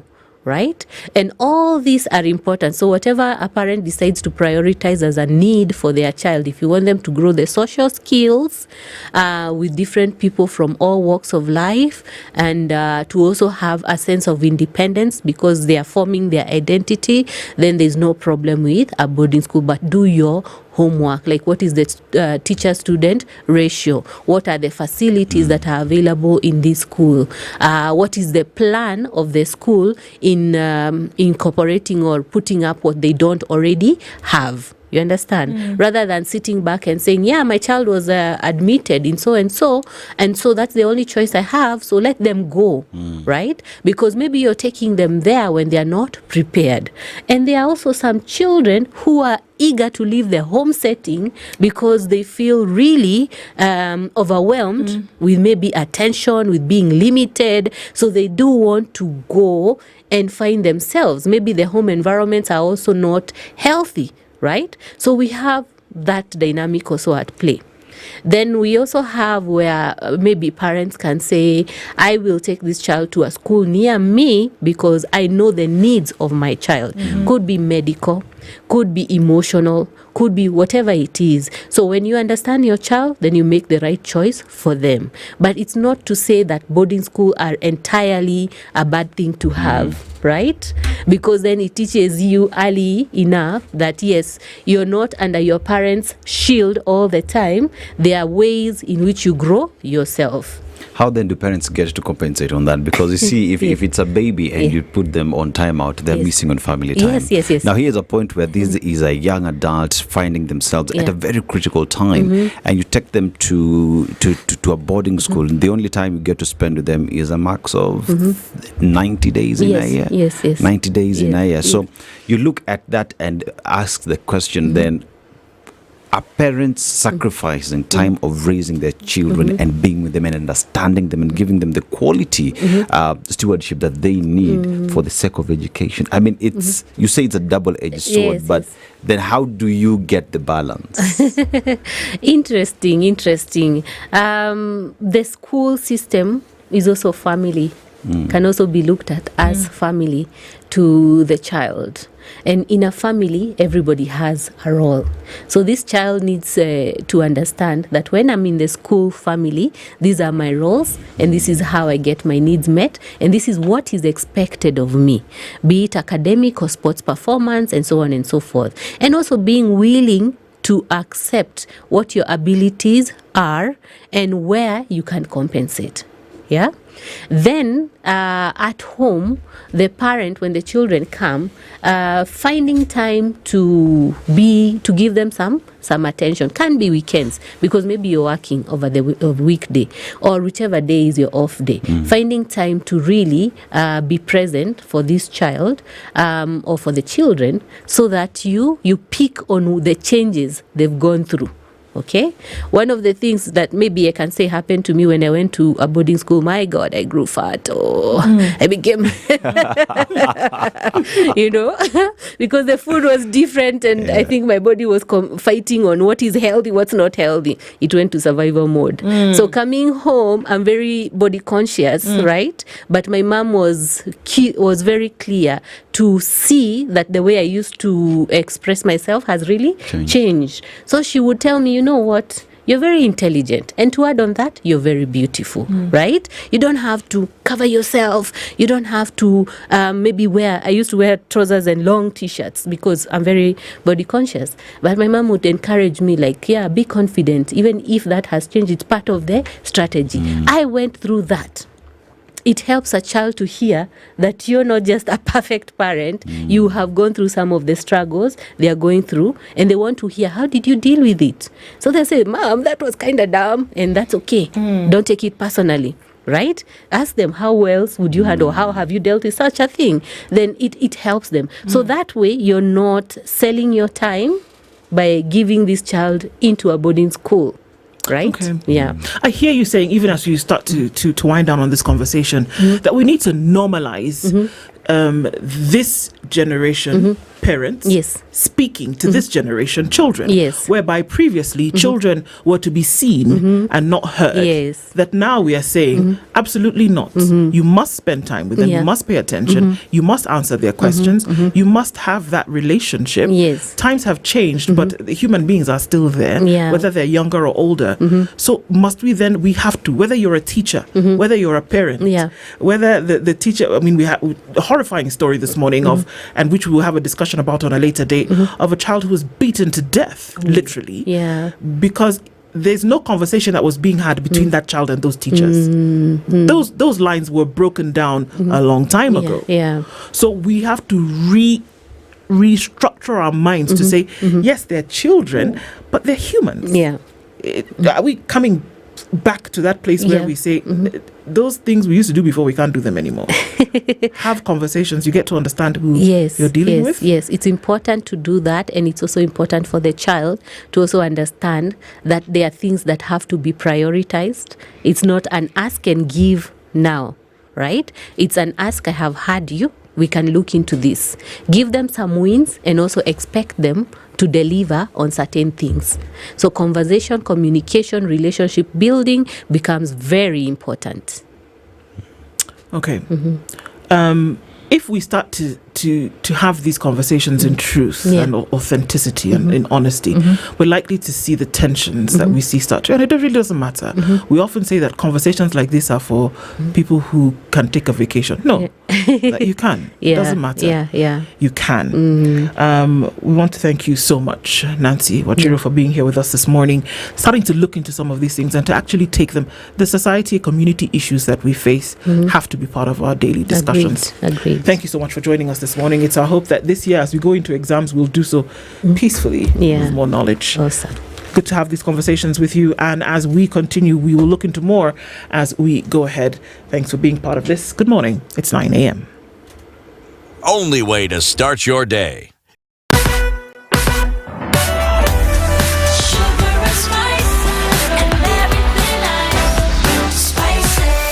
Spice up your life.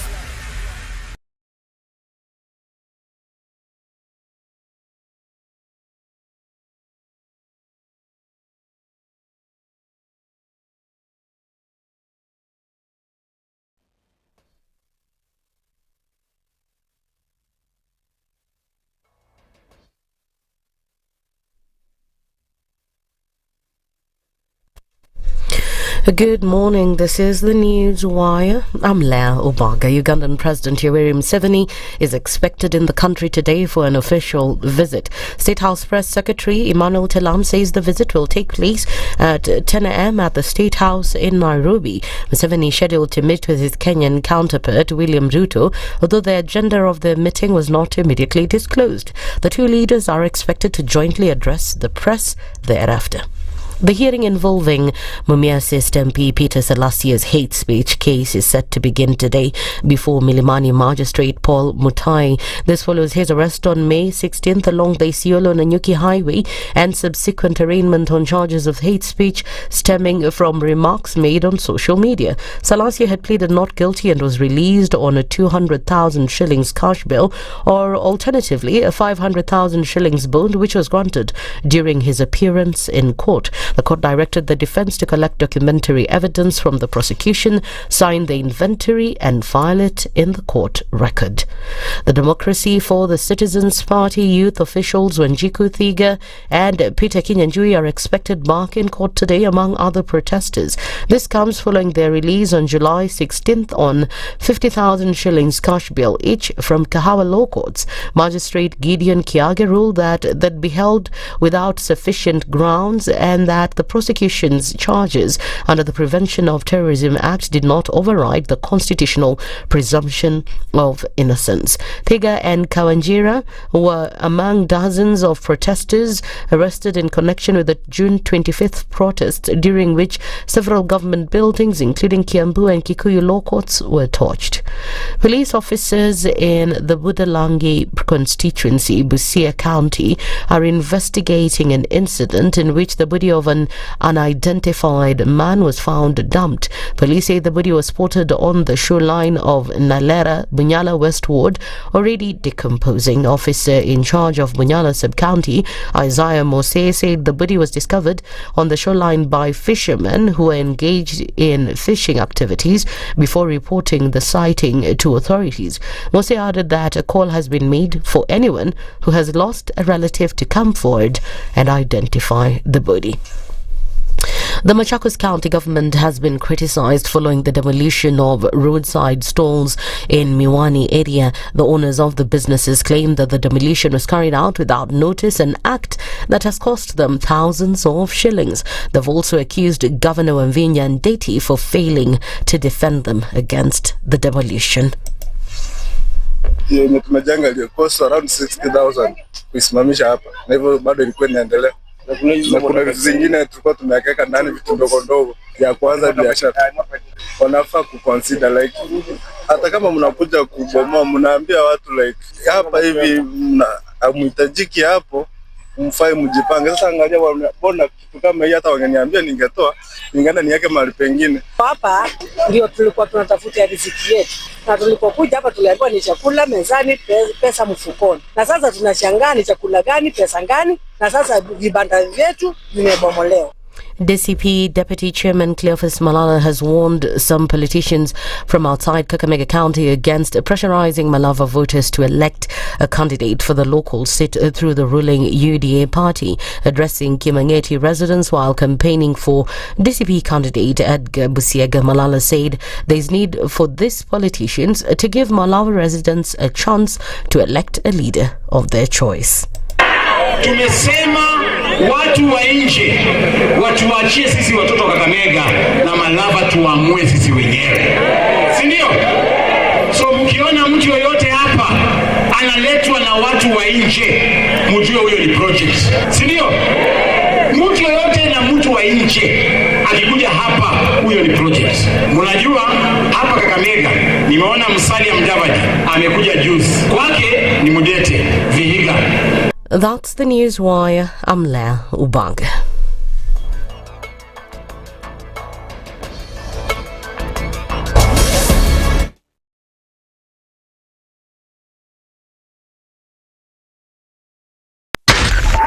.4 Spice FM, Nairobi. In this country, 6 families and 8,000 Kenyans control 90% of the GDP. We are not a country. We are a plantation.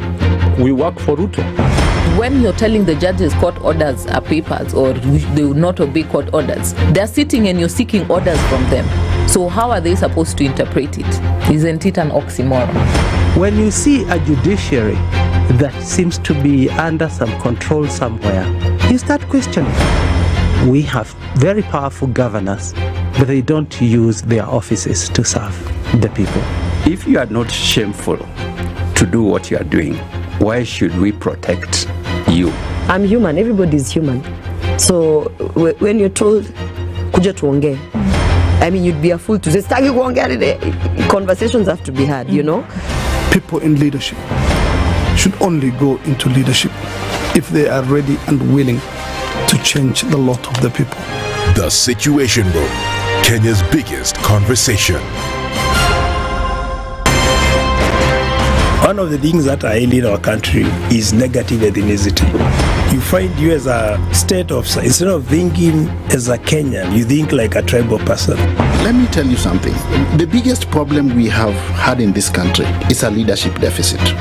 There is nothing that you are going to do in the process of change if you are not a risk taker. So you really have to pursue your vision to a logical conclusion and even be ready to step on people's toes. When it comes to the economy, you can run away with it. They say statistics are like bikinis. They reveal a lot, but they conceal the vitals. And so government people would throw statistics at you and tell you they're revealing a lot of information to you, but it's really concealing the real vitals. We need to get out of that, because when we want to grow our democracy, one basic thing that really requires to be understood by the political class, by all of us, is institutions are critical. This is the Situation Room the only way to start your day. Mature, intelligent talk every morning. Spice up yourself.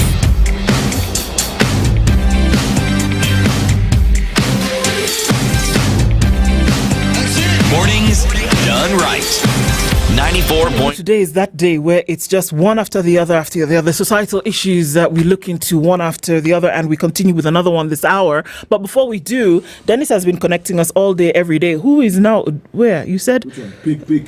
Choose your pick. Pick. Which Be Dennis? careful. Be careful. Yeah. Which Dennis? Yes. Why don't we do it together then? You see, I don't trust both of you because you can be telling me pick, but the danger is actually there. So I'm going to pick you. I warned you lost. Okay, so let's talk about seamless experience. So we've talked about you having that extender in your home because you want to enjoy Safaricom home Wi-Fi. And we told you how much the extender costs. How much is it? 6,000 shillings. No, the extender is 3,499. The booster is 6,000 shillings. Yeah. No. The booster is the extender. The camera. See, I was just trying to make sure that you guys knew what you were saying. Are you sure? You see? So the extender Be on the money, folks. Huh? Okay. Booster is extender. Booster is the other name for extenders in the house. So you're upstairs, you want to enjoy good Wi-Fi speeds and everything is the same. Yeah. Get an extender from Safaricom. And Dennis here talked about cameras and being secure. And being secure. Yes. So now let's talk about the convenience then in case you need any service. There's something called self-service, and we all love self-service. True. You know, the trouble of you have to make a phone call, you have to wait, you have to text, you have to chat with someone. You want to enjoy self-service when there's an issue. So all you need to do is go to My Safaricom app.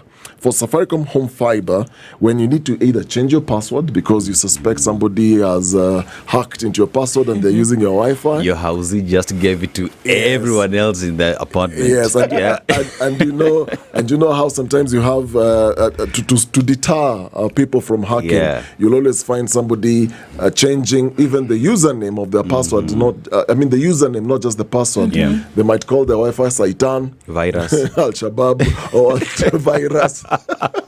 So if you want to hack into that Wi-Fi, you're like, if somebody is calling the Wi-Fi Saitan, I don't want to get in. You don't want to get. But just in case you suspect the password has been hacked, or you want maybe to check your balance, you want to renew your monthly subscription, maybe you want to pay for your bill, you want to restart your router. When you need to do all those things, restore your internet connectivity, you don't need to make calls. You don't even need to do anything else. All you need to do is simply call 400 and just do it yourself. It's so fast, so easy, and very, very convenient. Okay. And just the beautiful part of it is you can actually even restart and reset your router from anywhere across the country because it's an app. You can do it even. I did it when I was in Garissa.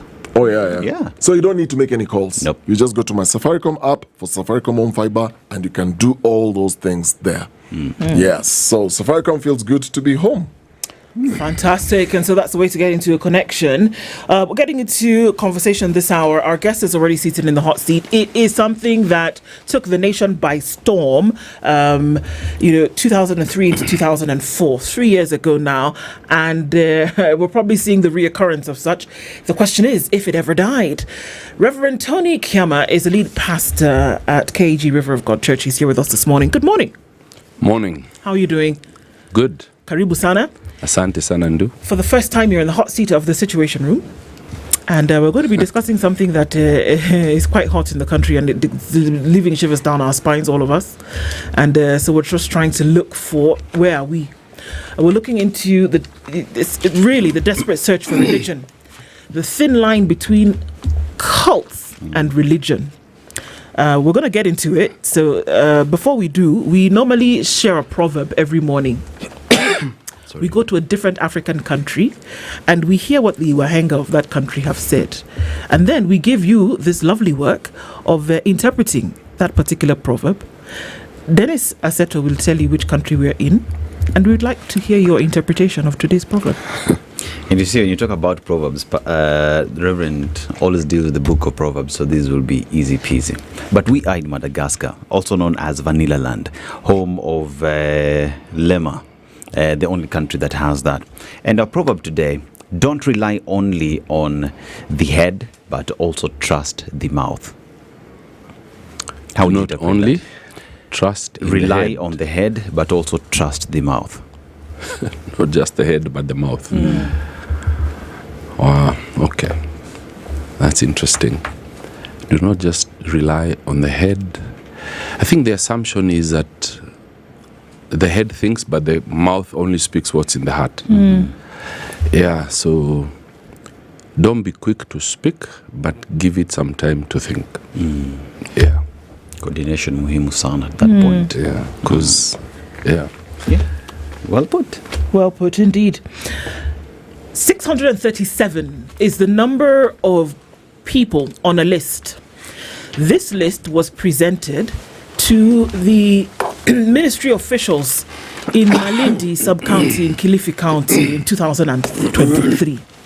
This all happened as a result of a young girl who ran across the street one day and went to a border rider across the street and said, something is happening here. My mother has just emerged from this place and she's in a terrible state. She was taken to the Malindi sub-county hospital for treatment, and there became the story of tales of horror in terms of what was happening in the Shakahala forest in this particular 800-acre ranch. We then got to a place where months later, under the leadership of the then CS for Internal Security and National Administration, currently the Deputy President, Kithure Kindiki, that there would be 6 rounds of exhumation. And with every exhumation, bodies were found. Bodies of men, bodies of women, bodies of children in each round. Till today, we are on round 6. Shakahala has not been closed. The issue has not been settled. We do not know how many more bodies have been buried in that 800-acre ranch in Kilifi. There is a trial that is ongoing where one Pastor Mackenzie is under trial for having been the mastermind behind all of this, where he was able to convince men and women to starve themselves because of the promise of reaching heaven. It was a church that they attended. It was a church that many people left their homes to attend and live in this place for untold periods of time. Fathers told of their daughters who would up and go. Husbands told of their wives who would say, we must attend this church. We're and going they for would prayers. go. We are going for prayers. Yeah. And they would go. They would starve children. They would say, Mackenzie, interestingly enough, did not starve himself, but told others that, you starve and you would get to heaven soon. Today, outside Malindi Sub-County Hospital is a makeshift freezer. It holds the remains of people yet to be identified because of reasons known best to the authorities holding those remains. So people still don't have closure. People still don't understand what happened. People are dead. Children are dead. There is a court case going on. And you would imagine that it was something so horrible that Deputy President Kindiki at the time CS said, this is terrorism, this is genocide. Those are the words that he used at the time, that this is genocide. And never again will we allow those things to happen in the name of religion. Now you'll excuse me, give me a little bit of latitude here. There was then a Senate committee headed by Tana River Senator Dunstan Mugatana, who went to Kilifi County, and they came back and told us this is a horrible thing, but they've nipped the bud here and there. There was some representatives from the faiths who said we must start to regulate things and, etc., etc. Then come July 2025, and in Kilifi again, we have news of yet another church which is doing the same thing, and people are starving their way to heaven. That's the background. That's where we are today. And so we want to ask ourselves the question, with a little bit of guidance to this discussion, which is necessary for us to have, that what is really happening when we look at situations like this? whereby this line that is crossed over seemingly so easily between a religion whereby we profess a certain faith and cross over to the place where life is lost and horrific things are happening in the name of religion? First of all, thank you for having me. And it's true indeed, this is very, very sad. We live in a country where absolute power corrupts totally and absolutely. It's not that we do not have laws.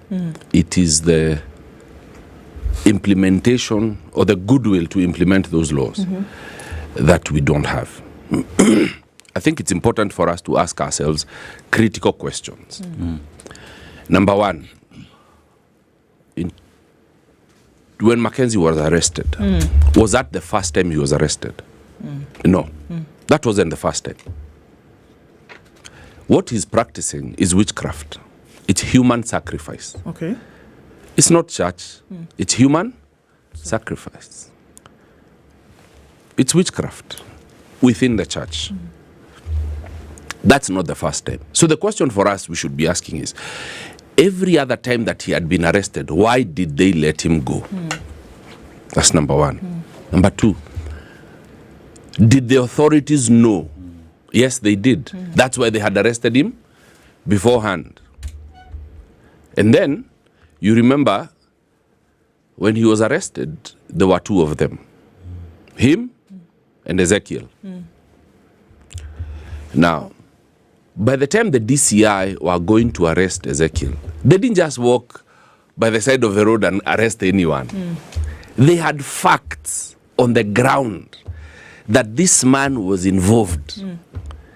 But a few weeks down the road, he's released. And the day he's released, the day he's released, guess who visits him? Guess who? His first guest is our own Raila Amolo Odinga. He visits him. What significance is that? As in, these guys are intertwined with power. They are untouchable. Witchcraft is power. And these politicians are looking for power. It's unfortunate, but it's true. How can Mackenzie be arrested more than twice and still be released? Our former deputy president, Wamunyoro, Ezekiel had a meeting here in town. And he said, who paid for the stadium? Wamunyoro's wife. So these guys are intertwined with power. They are untouchable. And let me ask you a fundamental question. Fundamental question.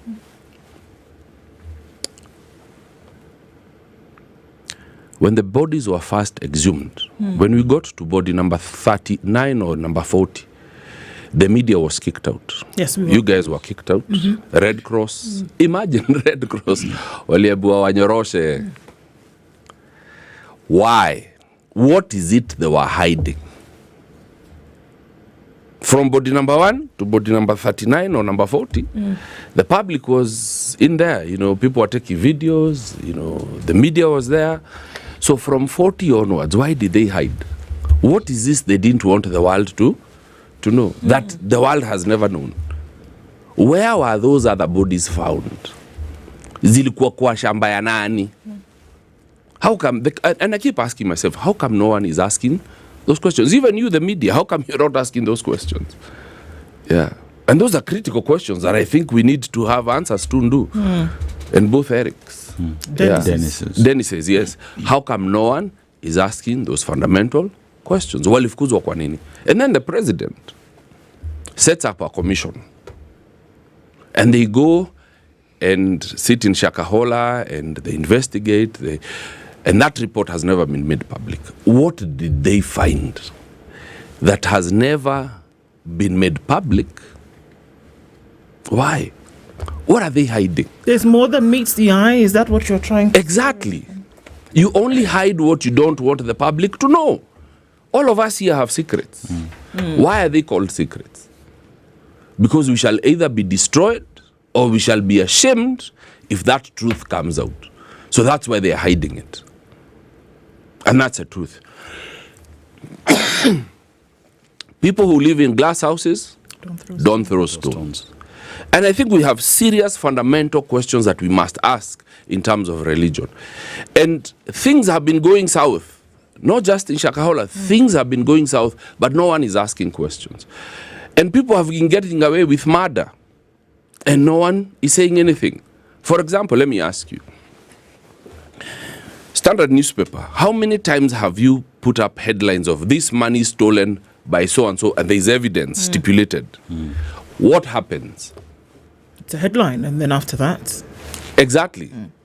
Have those people been arrested? Has that money been recovered? No, they get away with it. So again, and again, and again, and again. Since Goldenberg, 130 billion. If we were to count how many headlines do, if you were to one time just look at how many headlines have highlighted money stolen by which officers and with evidence and even what they did with that money, have we ever recovered even a single cent? No. So that sometimes I keep asking myself, does it even matter that, name and shame?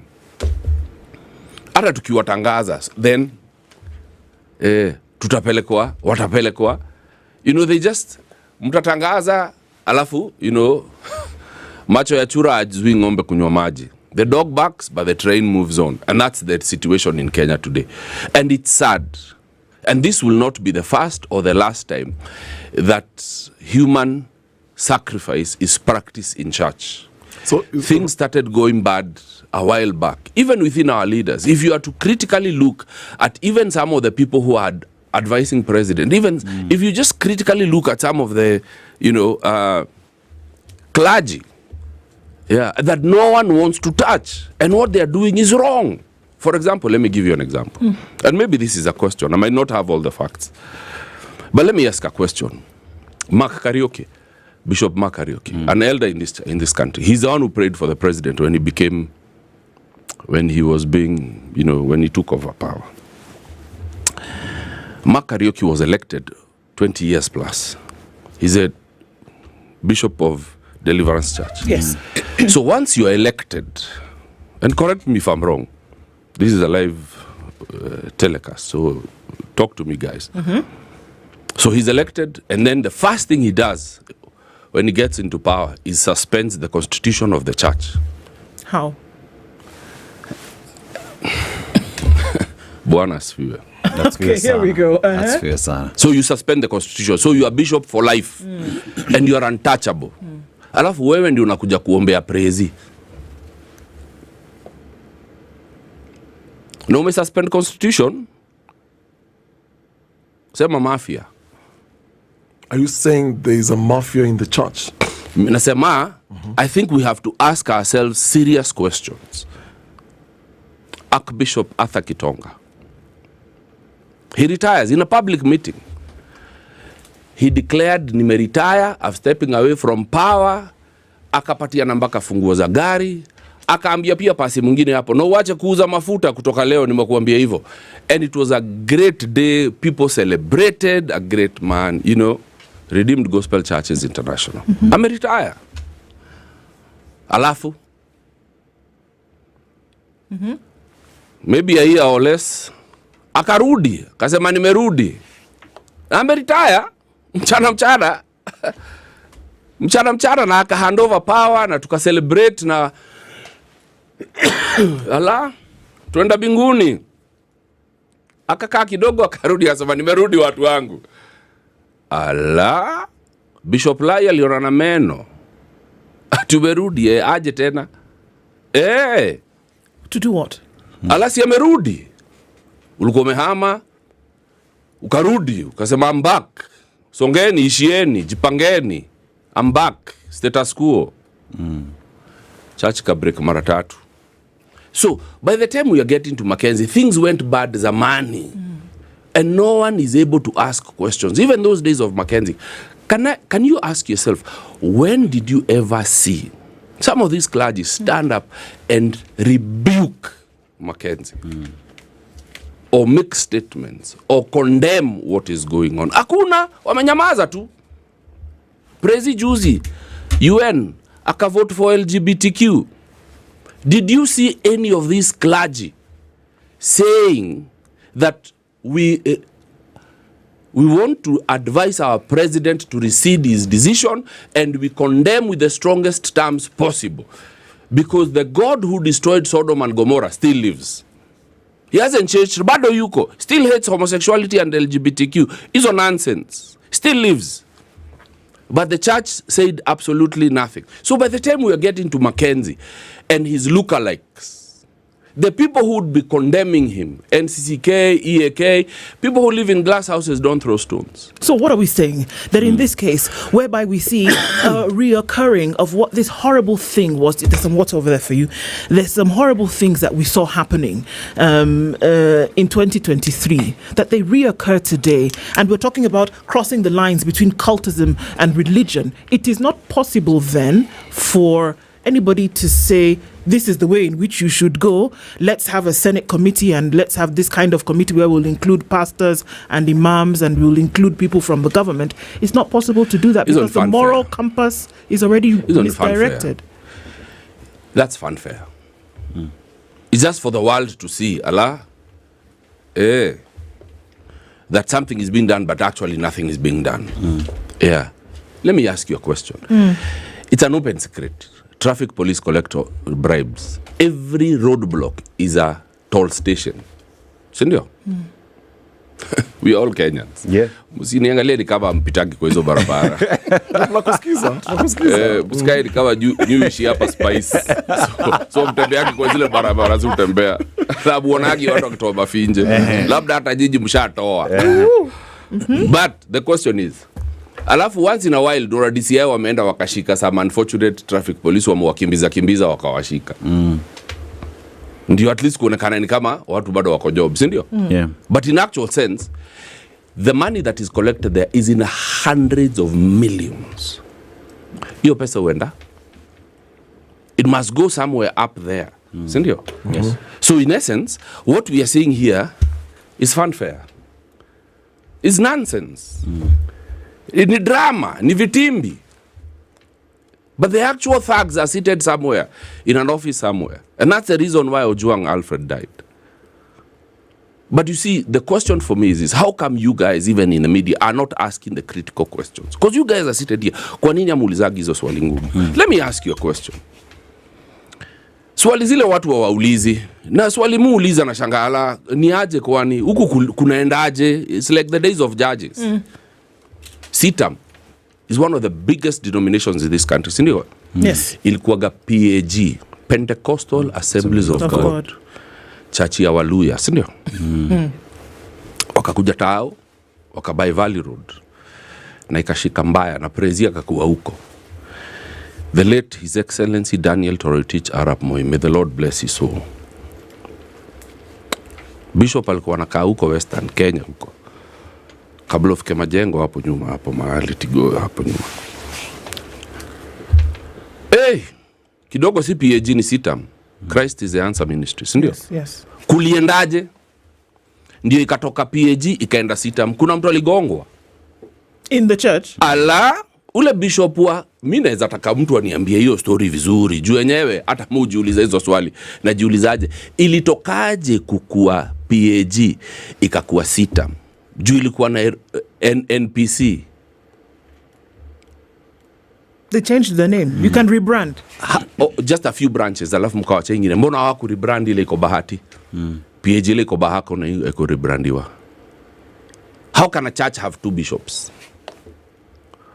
Watu washakuwa mafia. What's the underlier here that we would be saying? Tushakuwa wa deadly. There is no law. As in Kenya is a land of, the former CJ said the other day, we are slipping into lawlessness, into a failed state. Na inaanzaga church. Because one of the primary functions of a priest is to hold the king accountable. Yes. To hold the king accountable. But when the priest is eating at the king's table, then he loses the ability or the right to speak to the king. Reverend, I have a question. Shoot, bro. There is the aspect that you brought up on Mackenzie operating in the glare limelight of authorities, locals, you know. He was arrested he was arrested severally. And we look at a situation where even the church, as you say, was quiet. I just want to ask the question. Mackenzie's operation happened in the full glare of the clergy in the country. If you have that information, why did they decide to be quiet? People who live in glass houses don't throw stones. Yeah. I know the answer is simple and it's unthinkable that it can be that simple. But the truth is, these guys have tentacles into power. They know things about the people in power that those people don't want. So there's nothing they can't say anything. Maybe the OCS or the OCPD or the SSP or whoever else in Malindi is unable to speak because seated here, let's not operate like we live in Tanzania. Umeshikwa na karawa traffic, sindio? You call a friend of yours who calls the IG and calls the officer on the ground, and it's true, you are speeding, your lights are broken, and huyo rafiki yangu muachilie, wachana na huyo, simu kutoka kwa mkubwa. Yeah. So the guy on the ground, it's not that the police didn't know. They knew exactly what was going on. Because that was not the first time this man had been arrested. He had been arrested 2 or 3 times before. And he had been put in and he was released. That means he had gotten away with it before. That means this commission that was formed by the president to go do all these interviews, Cosmetic. According to you, ni vipindire? Mtu wangu. Kwani ni za kwanza. Si ujiulize hiyo report kwa nini haikutoka. Wasted government resources. Watu walidungwa ya macho. So Reverend, if then the police or government is complicit in the Mackenzie case, let's look at these families. Now, to an ordinary person walking to a structure that has a cross, this is a church, that's Pastor Mackenzie. You sit down, you're listening to the sermons. There are hundreds and hundreds and so many families affected. Now we are in another Shakahala too. What is going on? How are people falling into these cults? Now that we have understood there is a question of power at the top, but for an ordinary person, because you look at most of the victims, state of the heart of the person. First of all, remember that we are gullible. And these are conmen. And there's also witchcraft at play. Powers of darkness. But it's also important for you to remember, these guys promise things that are unattainable. Hosea 4:6. Hosea chapter 4 and verse 6.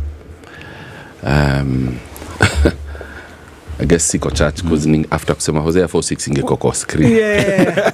Media team. Not kuna screens hapa.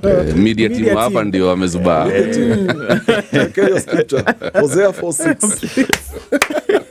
Please project it. Mara hiyo. Hosea 4:6. My people perish for lack of knowledge. Because they do not know, then they perish. God doesn't excuse you. You have a responsibility to know. And that's why the Bereans were considered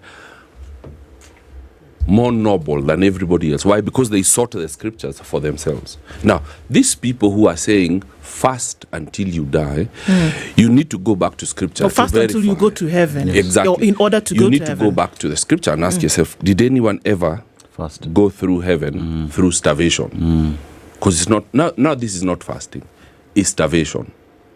Because fasting is clear. Jesus fasted for 40 days and 40 nights. And when he finished, he was hungry, which means he was on water. If you're doing a 40-day fast, then you must drink water. If you're doing a dry fast, then it's 3 days maximum. It's not 40. It's not 40. So the fact that these people died, they died out of their ignorance. They were taken advantage of. And this person who's been lying should be held accountable. Now, government cannot regulate church. But church should regulate itself. And that's why we have institutions like NCCK, EAK, and many others. Hata uja mahali tuita Antichrist juzi. Si pia hao ni body. Walienda huko kama a group of, a gang of... You want to say a gang of pastors? God have mercy. Anyway, I'm sorry, pastors. So this guy should sit down and ask themselves, is this guy, is what he's doing right? Then if it is not, you write and advise government to deregister them. Because they have that capacity. Just write to whatever of societies, and they are deregistered and arrested. Yeah. But these organizations are saying nothing. Yeah, we haven't seen them go there and say this should be shut down, this is wrong, or even constitute a lawsuit and sue the registrar of societies for refusing to deregister that church in Shakahala.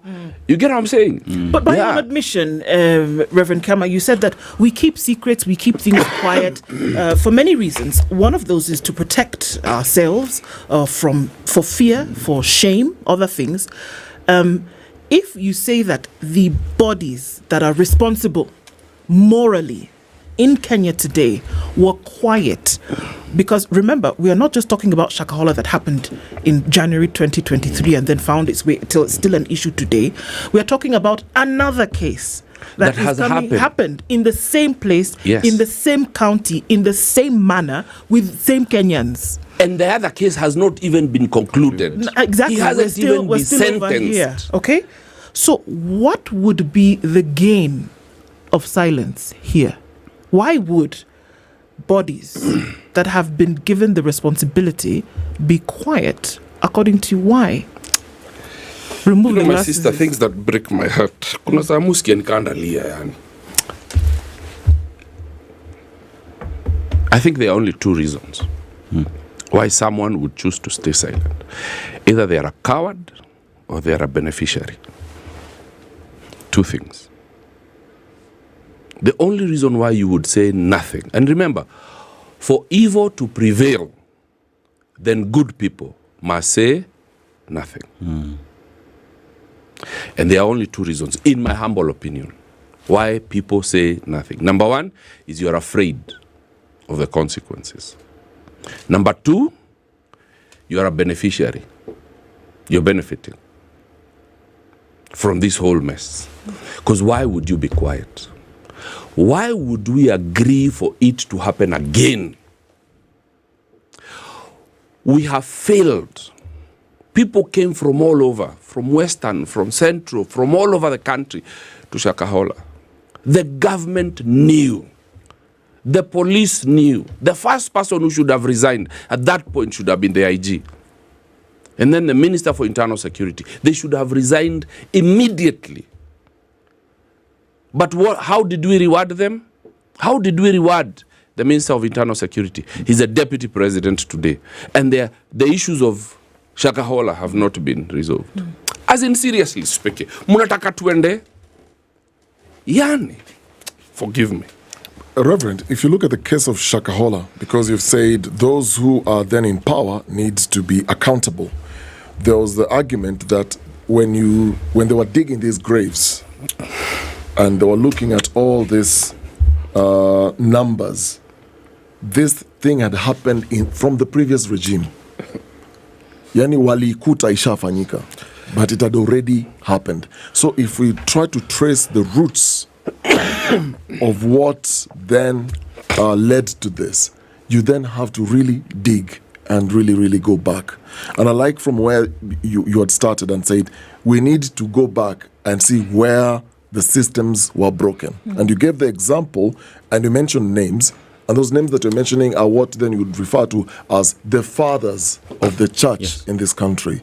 And so my question then is, because this has already happened, is the church system from the foundation in this country broken? I think the entire system is broken, not just church. Kenya, and I want to say this, categorically. Kenya is broken. That's why we have young people on the street. And remember what the young people said. When we are done with government, we are coming for church. Do you remember them say that? Yes. In essence, they were saying, Kenya is broken and we'll fix it. That's what the youth are saying. Kenya is broken, the political and the church. Basically the political and the social. It's all of us. We are covered there. The young people are saying we are coming to fix the country because it's broken. I want you to imagine, as a parent, as a sibling, your brother died in Shakahala. The CS for internal security did absolutely nothing. He had power. There are people somewhere today with a grave outside their house. Poor, because we are a third world country. We are poor. And not because we don't have resources, but we have been robbed senseless. And no one has been brought to book. And then you run to church. You run to God. And you find a con man.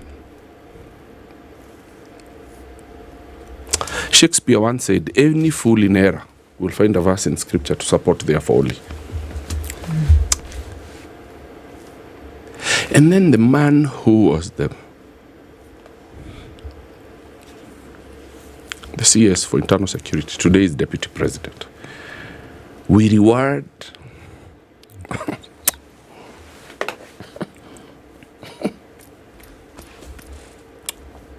as in if anything happened to our president today, God forbid, that man would become president. Na ndio alilenga hizo stories za Shakahala.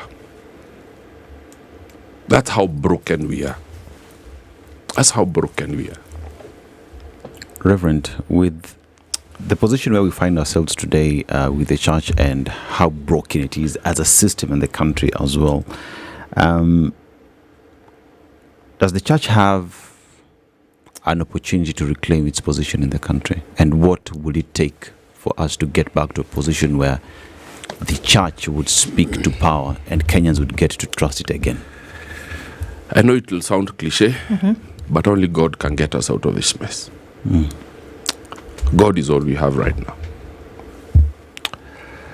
Because I want you to imagine the three arms of government. Three arms of government. The judiciary. No one ever goes to prison for stealing money.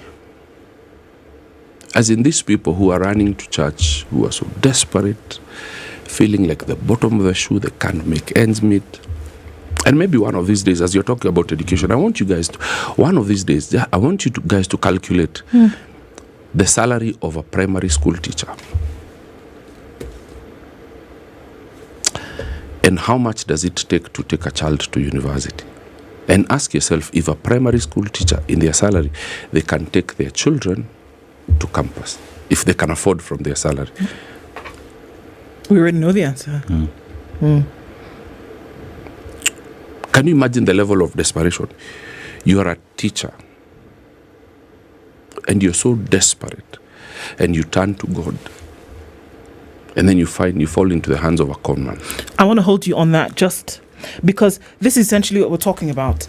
And if we look, it's academic that we look into different cults around the world.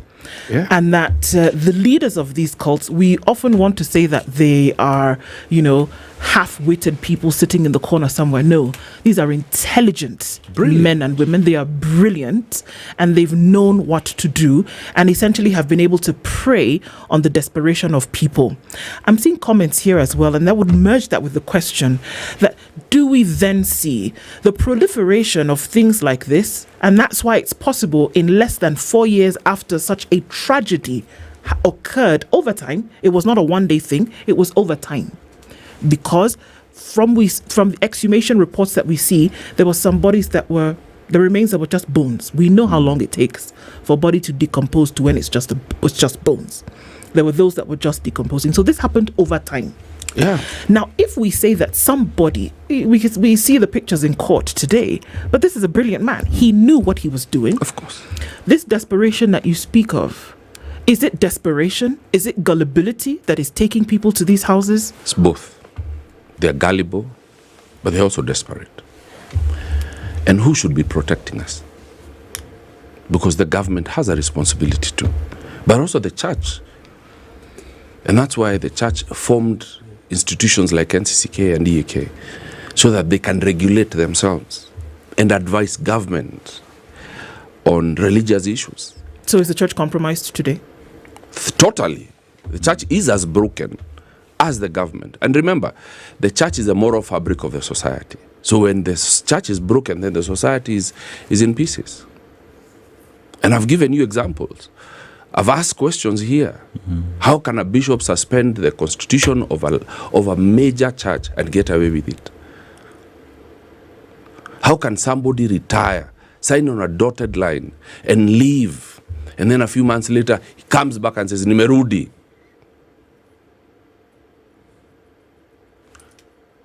How can a denomination just break and get away with it? How do you move from PAG to CITAM? Na mkuena, inamaanisha kuna bishop yuko Western Kenya analia mpaka leo, alinyoroshwa na hakuna mahali anaweza enda, utaenda na praise you enda kwa hii church. Visanga. But no one is asking those questions, and that's what I keep asking. How come no one is asking those questions? How come no one is asking those critical questions? Who would answer? I think we need to ask ourselves. And I believe that one day there will come a Pharaoh who knew not Joseph. A day is coming. Because remember, the children of Israel cried for 430 years. But God heard their prayer and he sent a deliverer. And he delivered them from Egypt. A day is coming that God will hear our prayer and he will come for us. Because God has not forgotten. And he'll purge the church and purge the nation. 2 Chronicles 7:14. If my people who are called by my name will humble themselves and pray and turn away from their wicked ways, God is promising that I will hear from heaven, I will heal their land and forgive their sin. That's a promise. And that's all we have left holding on. Because where else do we go? When our three arms of government are broken, when justice is for sale, when there are graves in Shakahala, I want you to imagine. You guys were there. The media was there. And then at body number 40 or 39, everybody is told, Mtoke na muende. And then they continue. Why? What is this they are hiding? And those are the questions I'm asking. Allah, niaje, how come no one is asking those questions? Rev, what is in that report? Rev, you talked about power and witchcraft. What's the connection with power, witchcraft in church with politics? Because you mentioned all those at the very, very top. What's the significance of these people then dying? Witchcraft is sacrifice. You have to sacrifice, blood sacrifice. And so once you sacrifice, then you get power, demonic power. And out of demonic power, you have the capacity to control people. And once you have power, you have money. So it boils down to that. So they will go to whatever lengths. Because why would you sacrifice another human being?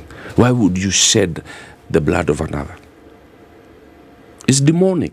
But these same people go to different churches, not just Mackenzie or Ezekiel. They go to other different churches every Sunday. Can you imagine how bad things are then? Can you imagine how bad things are? Let me give you an example. Open secret, people sell oil. Sindio? Watu wanauza mafuta. Yes. Maybe hata hapa ndani tukatembea tuambie watu wafungue mahandbag tuweza pata mtu ambeba mafuta. Mafuta gani? Mafuta ya zile mafuta zinazagwa. Ama wa maji from the Jordan. Anointing oil. Beba anointing oil, sindio? Show me in the Bible where people bought or anointing oil was sold. Water is sold. It's big business, merchandise in church. Show me a scripture. Show me a scripture for holy water. Salt. Juzi tuliona one of the big names in this country anauza misumari. Nails. And he's advising people, buy 7 nails. 1 nail 1,000 shillings. For what? You go upigilie hizo misumari kwa nyumba, kwa mlango wapi, alafu shida zako zinaenda kwa hizo misumari. And people bought. How come the bishop said absolutely nothing? Mujiulizaga, my friend, in the hierarchy of things, maze mimi ni mtu wa mkono, yani niko huko chini ya viatu. As in, there are serious names and powers in the Christian faith who should be asking these critical questions, who when they stand up and they speak, the nation will hear. See your small people like us who are neither here nor there. You get what I'm saying? Where, you know... Is it possible to regulate doctrine? Because somebody might argue... regulate doctrine. Somebody might argue, somebody might argue that, you know, Reverend Tony Kiama will stand this Sunday.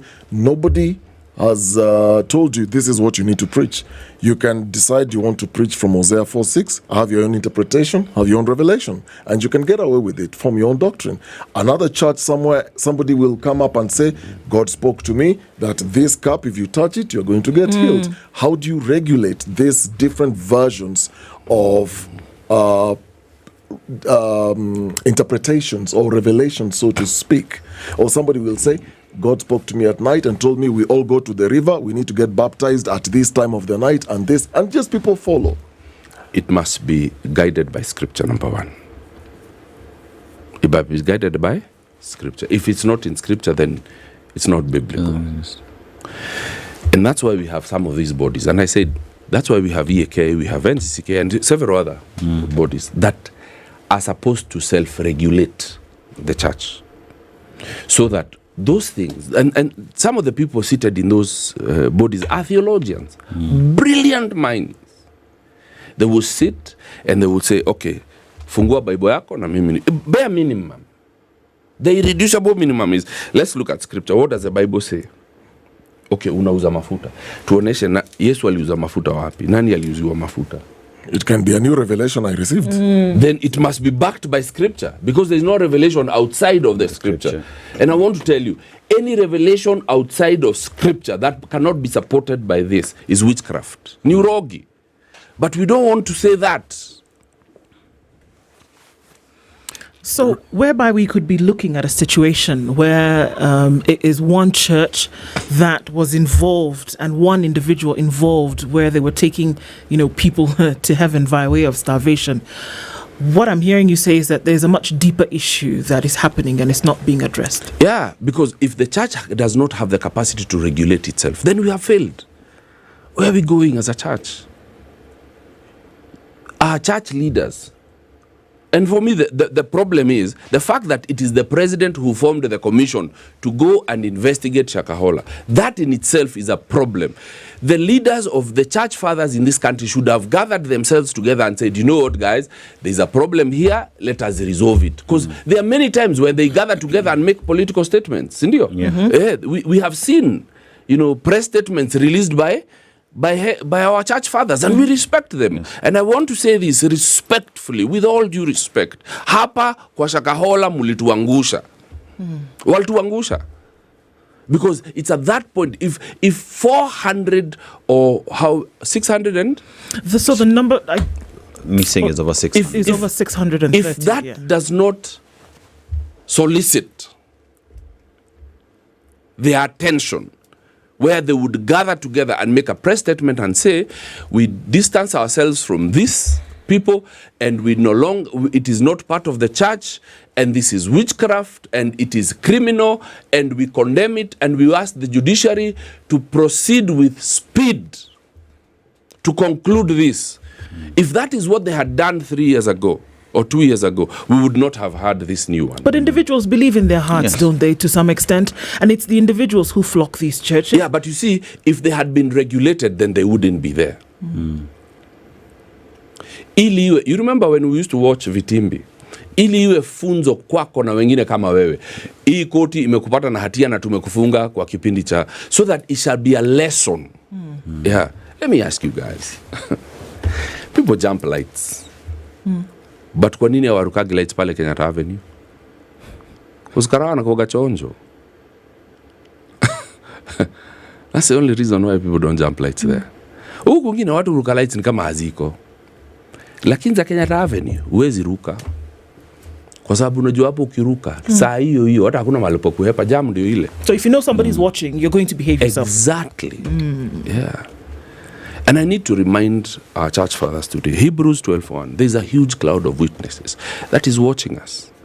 And as a church, we are losing traction because we are dropping the ball. And the young people are looking at us and wondering, is this the church I want to identify with? And the time where the young people said, when we are done with government, we'll come back to church.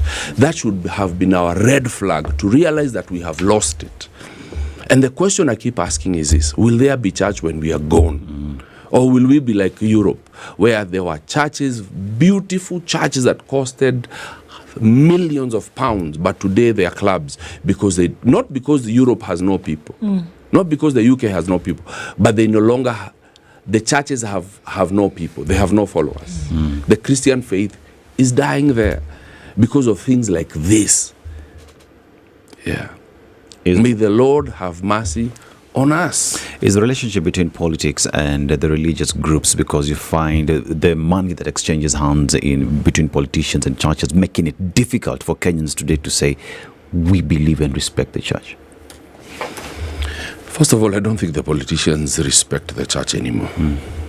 Because have you noticed that politicians no longer go to hire fields and make for political rallies? Nowadays they go to funerals and churches. And my guy, it's for free. They already have a PA, they have a congregation set. Yeah, and pastor and ananunua gari. So the politician will come, give him $1 million or $2 million, and he has the opportunity to speak. They are in every church. They are in a church every Sunday. Yeah. Tony, do you have conversations with your leaders about these things that you're raising? Do you have access to some of these fathers or top leadership in this? Sasa aje. You don't have access. Hata watatusikiaje? Mimi nakwambia mimi ni mtu mdogo bana. Sasa hata aje. How do you even start? How do you even start? And the question for me is this: if I can see, unataka kuniambia yaoni? Mtu wangu, kwani avaviwa jizambao? Aoni? He doesn't have a TV in his house. He doesn't buy the newspaper.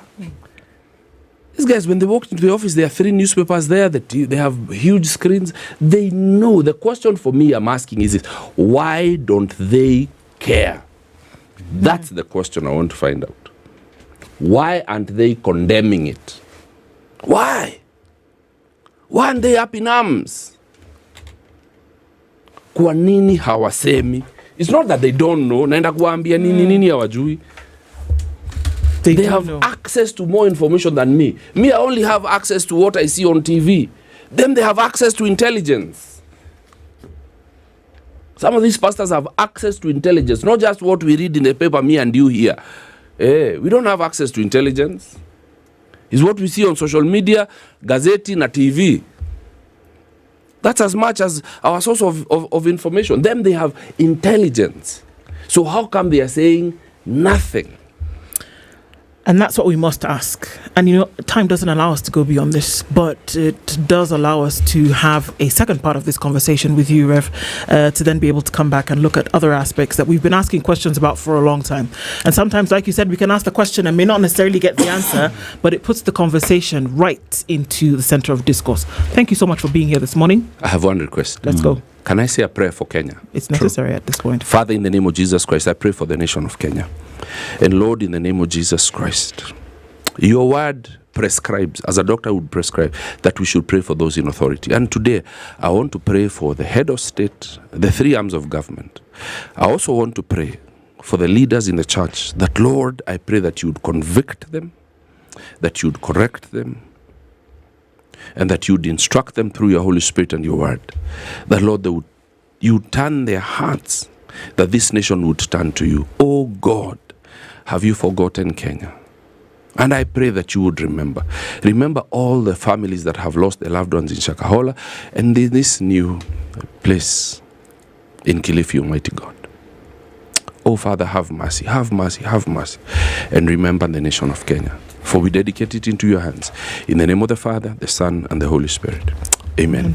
Thank you. Thank you very much.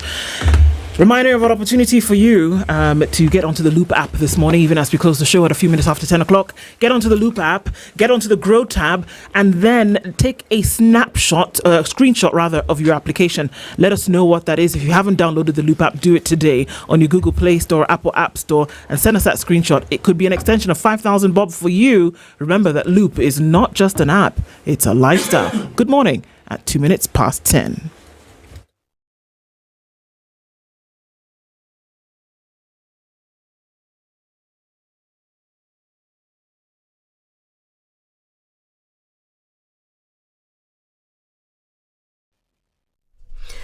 Good morning, this is the News Wire. I'm Leah Ubaga. Interior Cabinet Secretary Kipchumba Murkomen